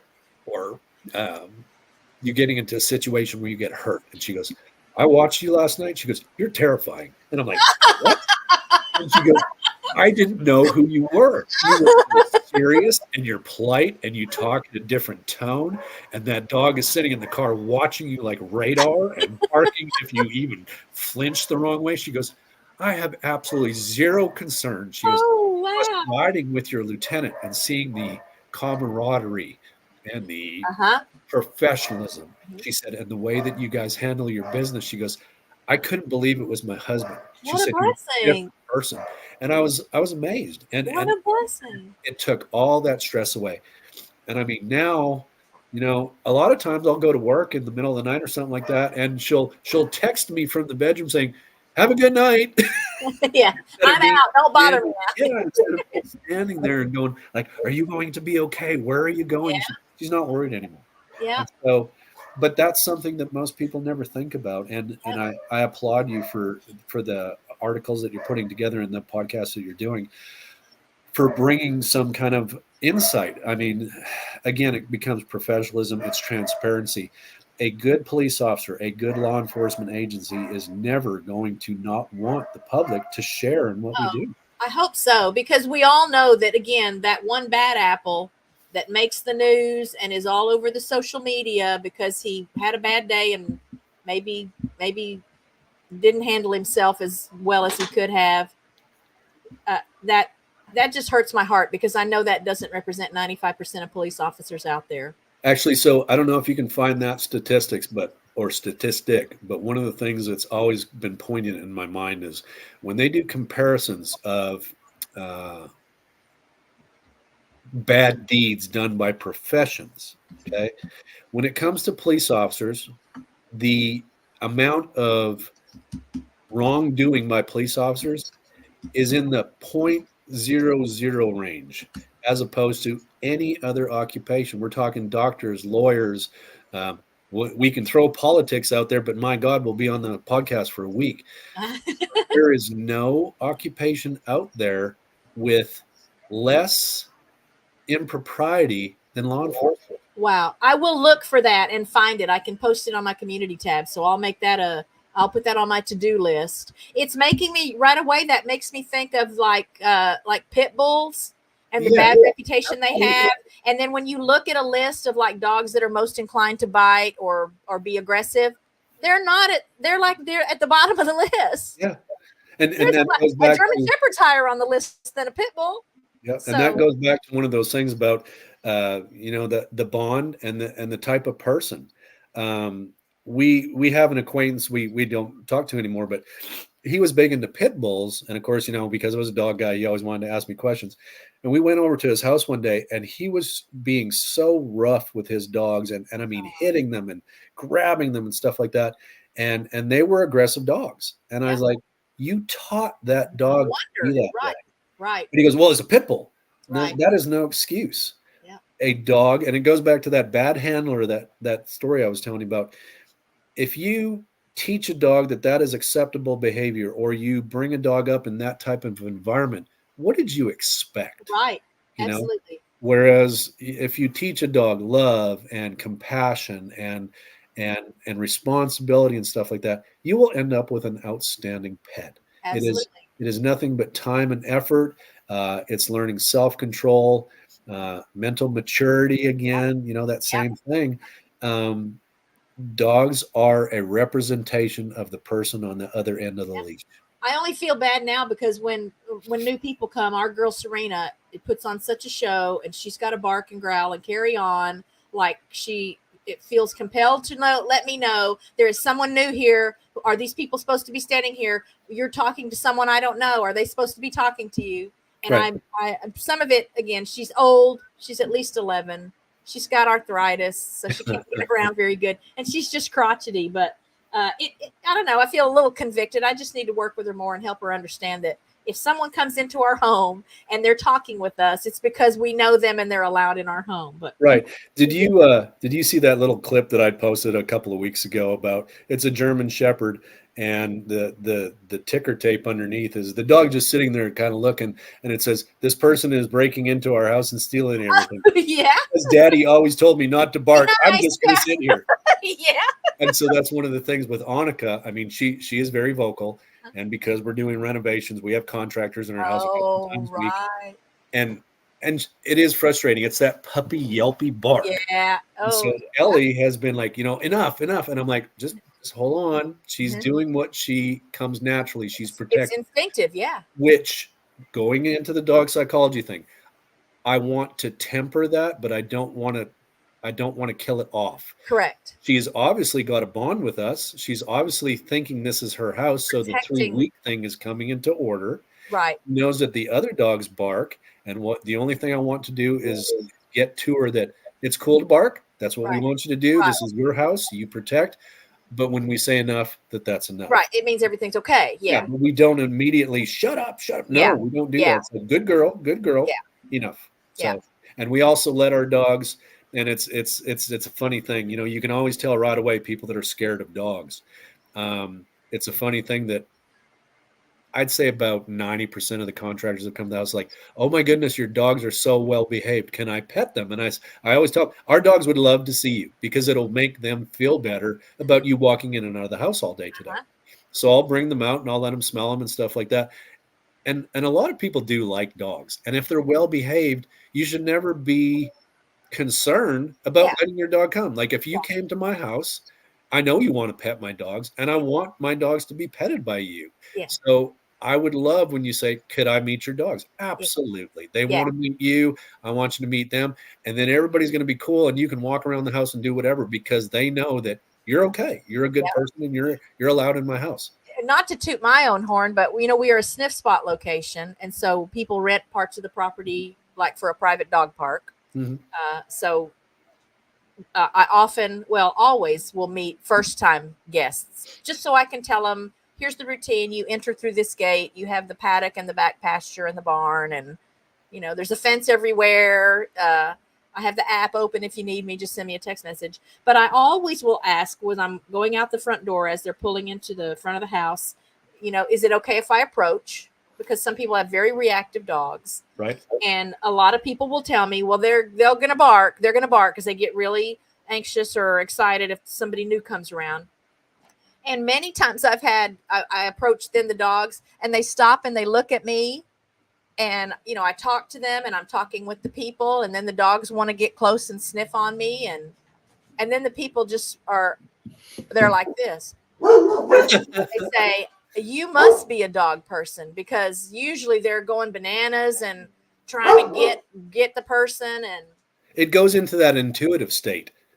The dogs are intuitive. They understand if you don't pose a threat. If you're one of the biggest things that and bad canine training, okay, it's what they used to do, but they used to teach dog aggression by finding people that were scared of dogs and having the dogs key off of that reaction. That is bad training.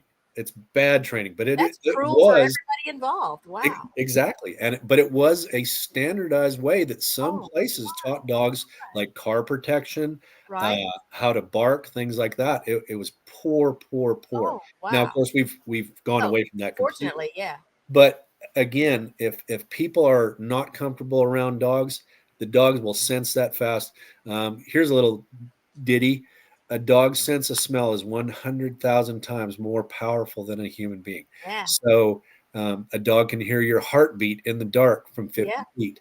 All those things key up. So we can get into the whole dog thing again, and I'll get crazy. But I may do another show, and you'll just yes, come I on would someday love and to talk to us about the miracle of dogs. Yeah. I would love to talk. I could talk to you for 2 hours about tracking and how you teach a dog tracking and why a dog tracks. I'll have to schedule a show where we really focus on it. But when it comes to meeting people, those dogs, they're so intuitive and they're so darn smart that they will figure out a person in 10 seconds. Yeah. We'll figure out everything that you're about. Are you afraid of them? Do you mean harm to this household? This, that, the other. And they will respond in kind. Yeah. And then if the owner has a good bond with that dog and is in full concert with that dog, even if the dog feels that you ain't right, the dog will just back off a little bit and say it's me. The dog will sit beside me and just look at you. Yeah, take cues from the owner. Yeah, absolutely. Yeah. So, but yeah, you're a dog person. You don't feel threatened by dogs. You love dogs. You like meeting new dogs. I mean, that's I love meeting dogs. I love them. I do too. Oh my gosh, I do too. And so people, you must be a dog person. Yeah. Yeah. Okay. We'll break it down to that. But yeah, I'm a dog. Yeah. Oh yeah.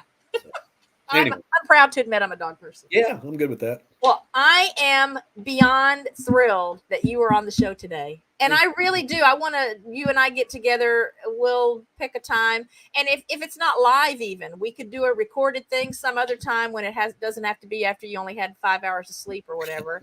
And we can do a recorded thing. And then I just release that on the channel. And we can talk about stuff like that. Scent work. I'd love to know more about the dogs that have done narcotics work with you, or bomb sniffing, that kind of stuff. I love that kind of stuff. Then I can tell my bomb dog joke. It's a great bomb dog joke. Okay, yeah. So hold it until we do that. Yep. Yeah, we'll get together and plan something for that. And so, I mean, I don't think I had anything else I was going to ask you today. I think you did exactly what I hoped would happen, and you let people see you're a real person. You're a real person. You're a regular guy. You're a nice guy. And I think you touched on some things too that people will appreciate, because you addressed some of the negative stereotype that exists for a lot of people. Good. I'm glad. That you brought it up. I didn't have to bring any of it up, because that's my goal. I just, again, it seems like the negative stories or the less than positive things just spread like wildfire, and there's just not enough of the what makes a good officer. What do good officers focus on? What is the objective of law enforcement, looking at it from a a healthy professional perspective. And Absolutely. I appreciate that. I applaud you for doing this series because, again, it goes to it. Any professional and any professional agency is thrilled to do these types of events because it helps people. It's good PR. It's good PR for the departments and the profession. And we are just people. We're not infallible. Yeah. We make our mistakes, but if we're truly wanting to be professional and truly doing what our profession asks of us, which is to serve the public and provide public safety, that we are never going to not want to share that with you. And the humanizing factor is huge. Well, we're your neighbors. We're your church congregation. We are the people you see at the grocery store. Absolutely. We ain't no different than you. I became a police officer, and this is my joke, because I didn't want to have to decide what to wear every day, and I didn't want to have to put gas in my own car to go to work. Hey, whatever works. Yeah. Yeah. No, I appreciate you so much. Appreciate you for the work you do in your profession. I appreciate you for the work you're doing with dogs. Appreciate you and Ellie both for the example you are, just bright lights in a sometimes really dark world. I'm impressed with you, and I'm just really honored that you were on the show today. Thank you so much. It's been my pleasure. All right. I look forward to doing some more. And we'll get together. We'll pick a topic and we'll just flesh it all the way out. Oh yeah, you can pick one on obedience. You can pick one on tracking. You can pick one on scent work. It's just... Okay. Oh yes, we'll do a whole series. I'll just let you be my co-host, and we'll just do a series. Wait, you know what would be great is to be able to do that and get some callers or things like that to ask questions. And I'd love that. I have had a call-in show once before.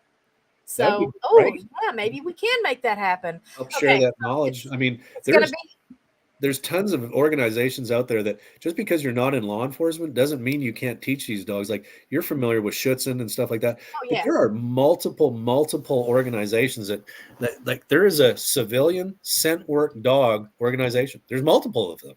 And you can take your pet, and it doesn't need to be a shepherd or a mal or a lab. You can take any dog and you can teach them that stuff.